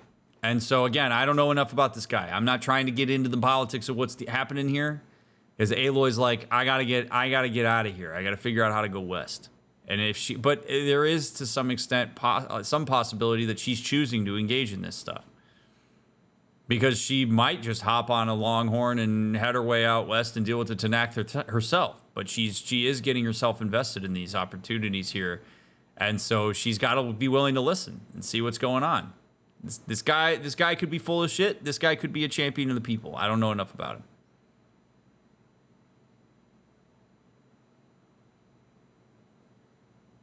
But these are the people she is saving. Like, I think that's a very roundabout way of me trying to get to this point. These are the people that she is worried about saving. Like, when she's trying to save the planet, she's trying to save the humans that she is surrounded by. And so these very human issues are going to be issues regardless, like, unless she doesn't save them. Like, if the planet goes to shit, then yeah, whatever. But if she's going to save them, these are things that are going to have to be ironed out. Now, whether she's going to be involved in every single one of them, no. But if she's the person that is seen as the figurehead of how the planet got saved, her advocacy is gonna matter. If she does this, like if she goes and clears the bristlebacks out for this guy, she's going to be perceived as pro-Oseram. And the Karja are potentially going to get frustrated with her because she carries real power.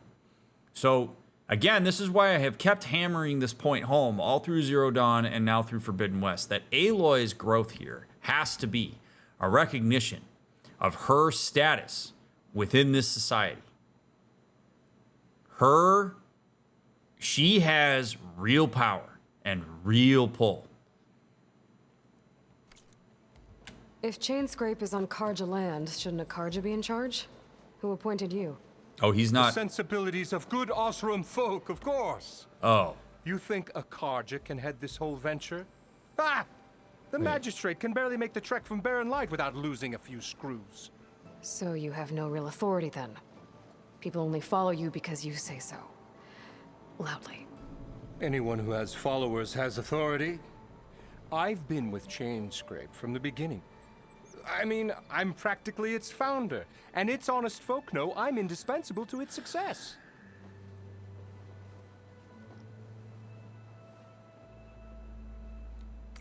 Okay. Now I got bad vibes.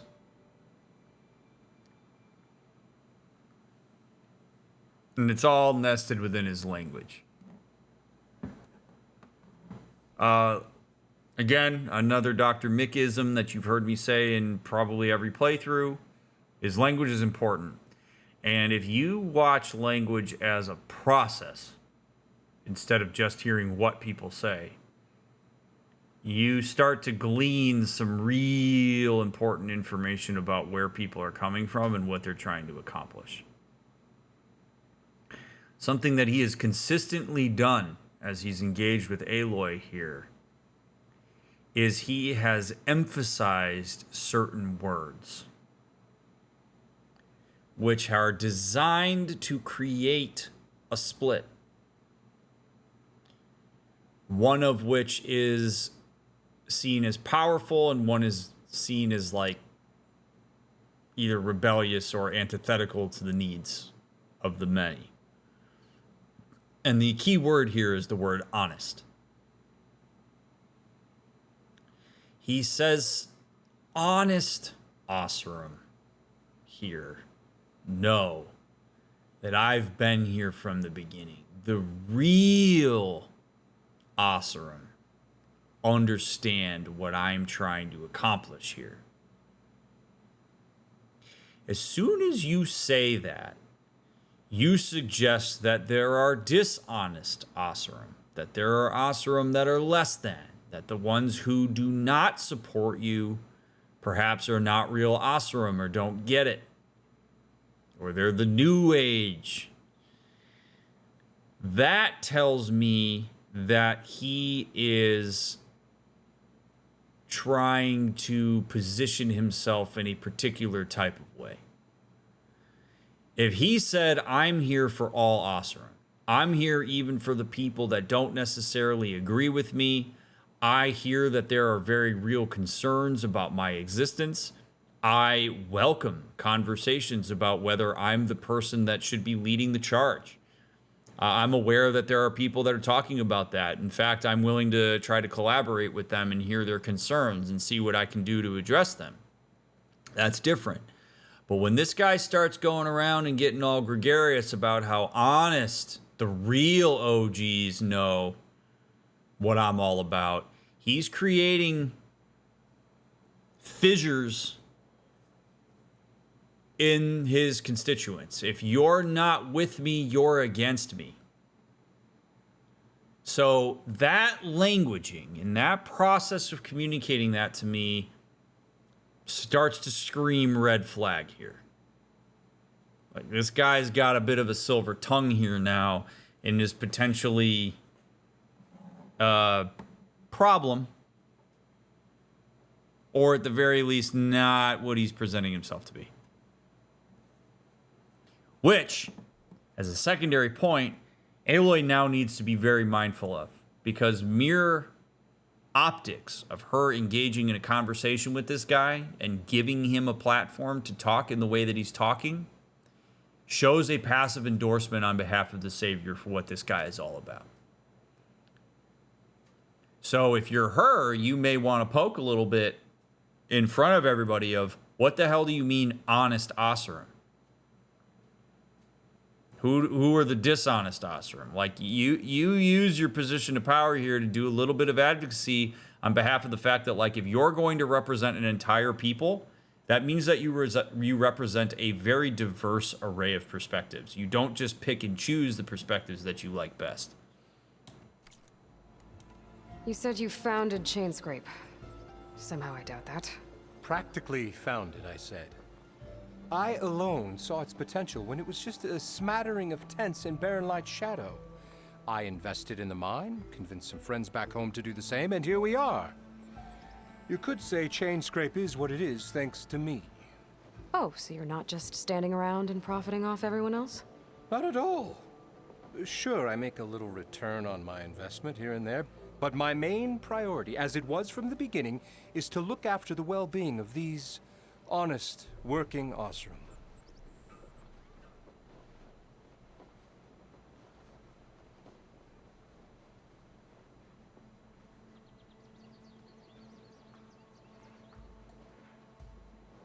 If I had a lot of time, if I really wanted to get invested with this guy, I really want to see how he's perceived and handled, I'd say if that's the case, then come walk with me through the town.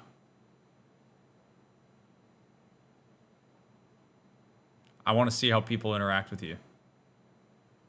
And if he refuses to do it, he's like, no, I'm too busy or whatever.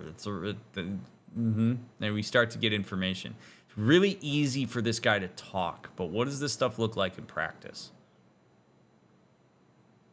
Why don't you walk with me to the slums of this area? Why don't we go talk to some of the folks who are struggling? Why don't we go talk to those people out in the quarry that are getting attacked by the bristlebacks? Have you been out there? Oh, well, no. I've been like, Like, that's how you get that information. This guy knows how to spin a story. He knows how to be charismatic. He knows what to say. You're not going to be able to call his bluff just through language and through abstractions. You want to see this practically. If this guy walks around the camp and people are like really enthusiastic and engaging with him, not in the like creepy Kim Jong-un kind of way where people are like, scared for their lives so they feign it, or like when we're dealing with a certain person back in God of War Ragnarok. But like where people genuinely are enthusiastic about it and are, saying hi to him and waving to him and are whatever, that would be a good sign of what this guy is all about. Who does he surround himself by? Does he surround himself by lackeys and yes men? Does he surround himself by people who challenge him? These are the important questions you should be asking of your leaders. I cleared out all the bristlebacks. Oh, you did? Now Now that you've recovered from your shock, time to blow the whistle. Oh there, not so fast. I'll have to send someone out to confirm the kills. Make sure the valley is safe again. Shouldn't take more than a day or two. Uh-oh. No. You blow the whistle now. These are innocent Osram lives we're talking about here. Surely the delay... Either you do it now, or I will. Nice. Nice. Ah, I knew you could do it! Friends, gather Ah, boy. The savior of Meridian has done it again. What? The bristlebacks are defeated. You. What? Sound the whistle. Chain Scrape is open for business. Terrific. Yay. And Ulvund has agreed to personally pay every worker their lost wages.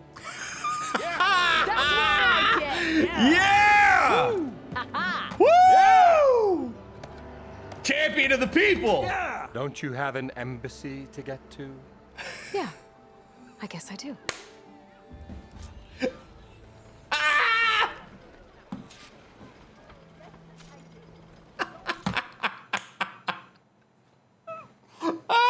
Oh, yes! That's how you do it. That's how you use your power to call the bullshit. Because if that guy actually cares about the people, that's what he will do. Make that guy put his money where his mouth is. Oh, that's good. That's good. Oh, God. That was awesome. You like that? Still here, I see. I have other places to be. By all means, don't let me stop you. Can't wait to see how well you pay your people.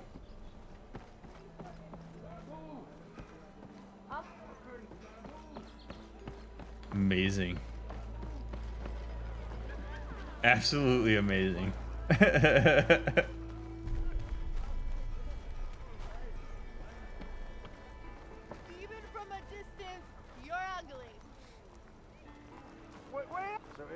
And you know what's wild about that? Really, there's so many people in this game that shoot themselves in the foot via the veneer they try to put on. Like, if that guy doesn't waste Aloy's time by pontificating in this big, gregarious, effusive way, and he just stays matter of fact and pragmatic with her, I don't think she does that. This guy is so invested in his image and in his story and in appearing to be authentic that he ends up not appearing authentic at all. Like, if you work with facts and figures and you stay engaged and you understand your audience, you usually can get away with a lot more. People won't care as much.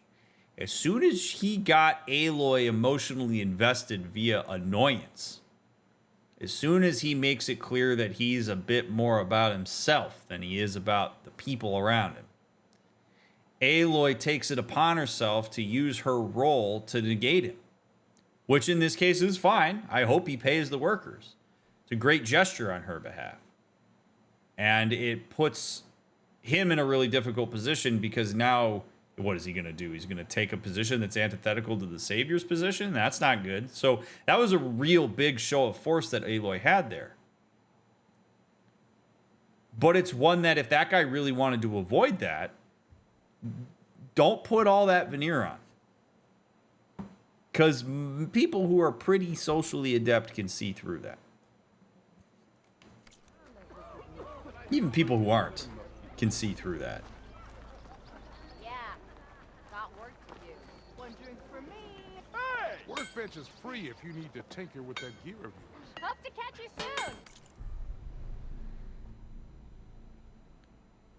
All right, weapon upgrades. Bow. Level 1 upgrade.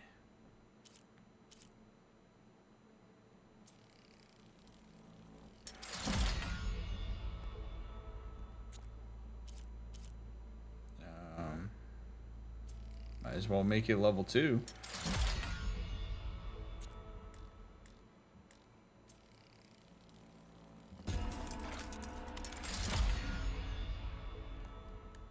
Cool. Maybe I should have waited to buy a better bow before I did that, but whatever.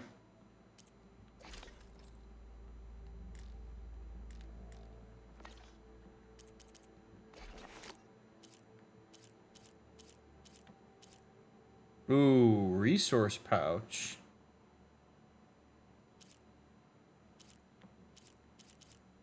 Hunter arrow quiver. Yeah. Oh, I need raccoon hide for that. Boar hide. Okay, so I need hide. Oh, good. Okay.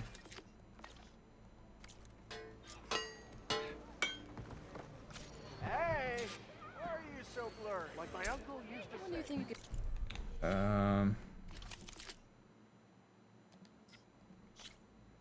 coil, knockdown power, acid.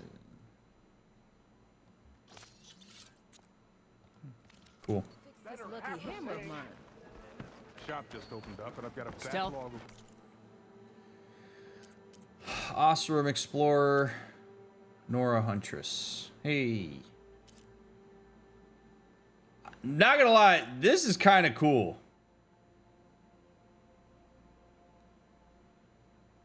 I love the headband.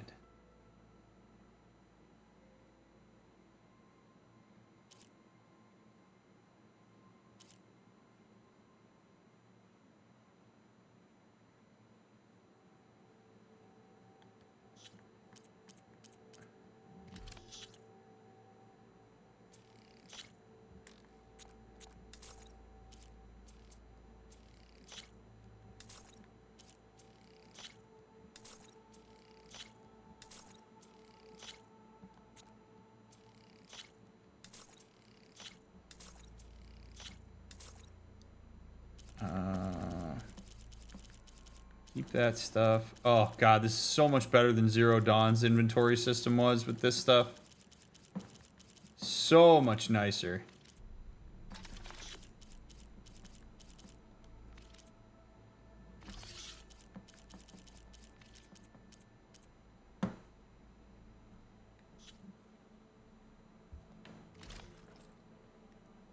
Actually, let's see, 85 and yeah, I'll buy it just to have it.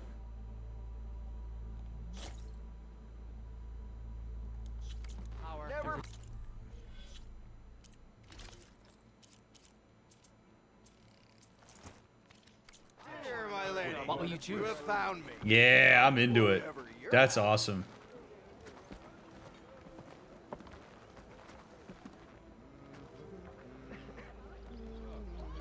Haha. I love that. I love the headband. So good. You just gonna stand there? What's this? This is your stash.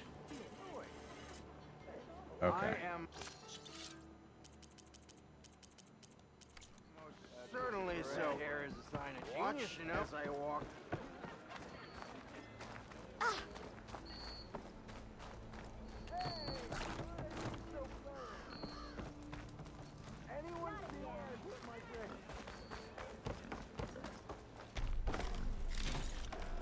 I can grab this from my stash later.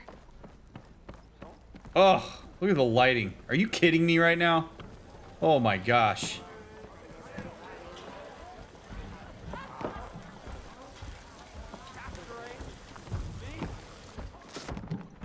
Hey, Mildef. Mildef. I took some of your stew last time I went into the wilds. Kept me going for a week. Felt like I could have put a strider in a sleeper hold. Enjoy it while it lasts. Sounds like you're serving up some impressive provisions here. This is not... Get out of the kitchen. There is nothing more of a pet peeve that I can think of off the top of my head to me than when I am cooking and somebody walks their ass into the kitchen. Get the fuck out of the kitchen, Aloy. Get out. Oh my god. My blood pressure just spiked her walking in there like that. Holy shit. What are you doing? Not again. You can have the discount too, but you'll have to come back later. I think you have me confused with someone else. Olvin didn't send you? No. Oh, my apologies. It's just that his minions won't stop pestering me. The Now I Olvin even discount. want out my special grill. Yeah. Since I'm in the midst of a crisis, perhaps you could skip to what it is you wanted? Some of your food? Of course.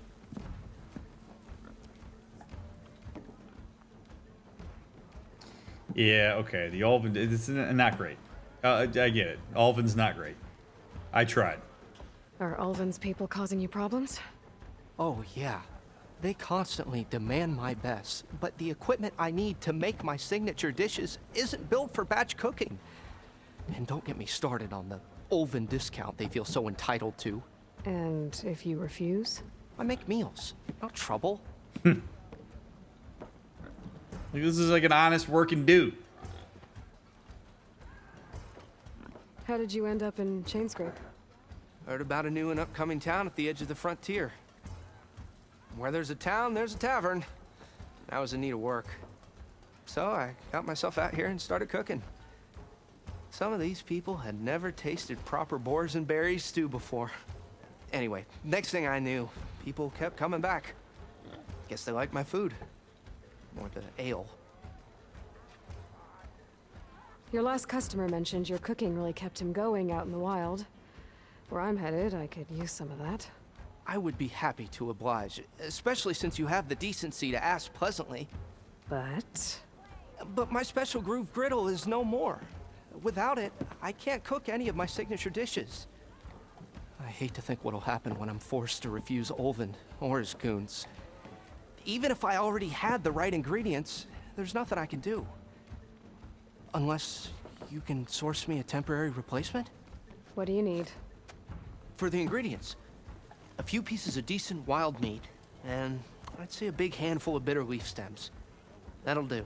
As for the griddle, a corrugated metal panel might suffice until I can have a new one forged. You'd likely find one in a scrounger pile, if you follow the river to the northeast. Don't worry, I'll clean it first. You'll have no issue finding boars and bitter leaf on your way. Assuming you're as much a hunter-gatherer as your clothing suggests. Thanks, Mildef. I'll keep an eye out. So that's what gratitude sounds like. And don't let anyone push you around, okay? If you say so. I like that guy. That dude's just trying to work hard for people. He's just trying to help them out, man. Don't take advantage of people who are just doing their best to help you out. This should be useful. Now I just need to get What East moving.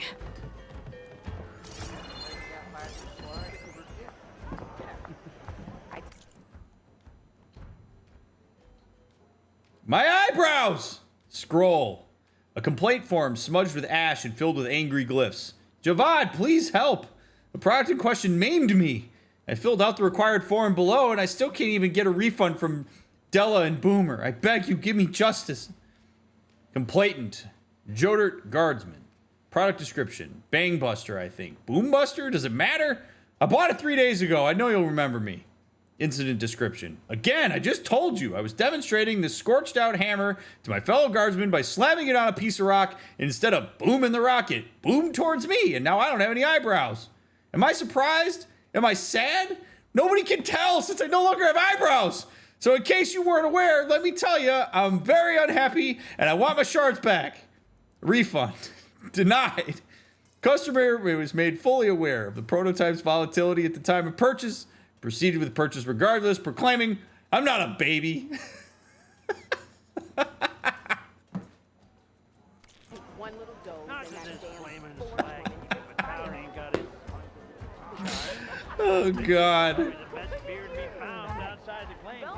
Well, I can't wait to see what this guy has to say in part 4.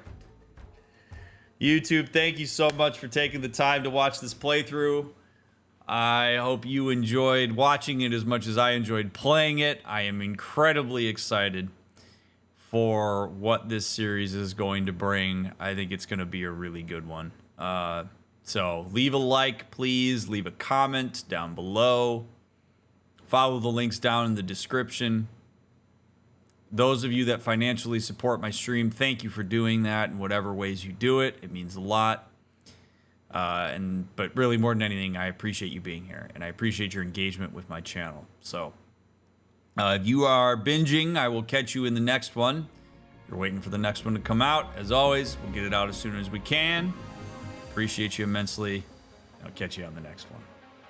Find out what happened with the eyebrow guy, maybe.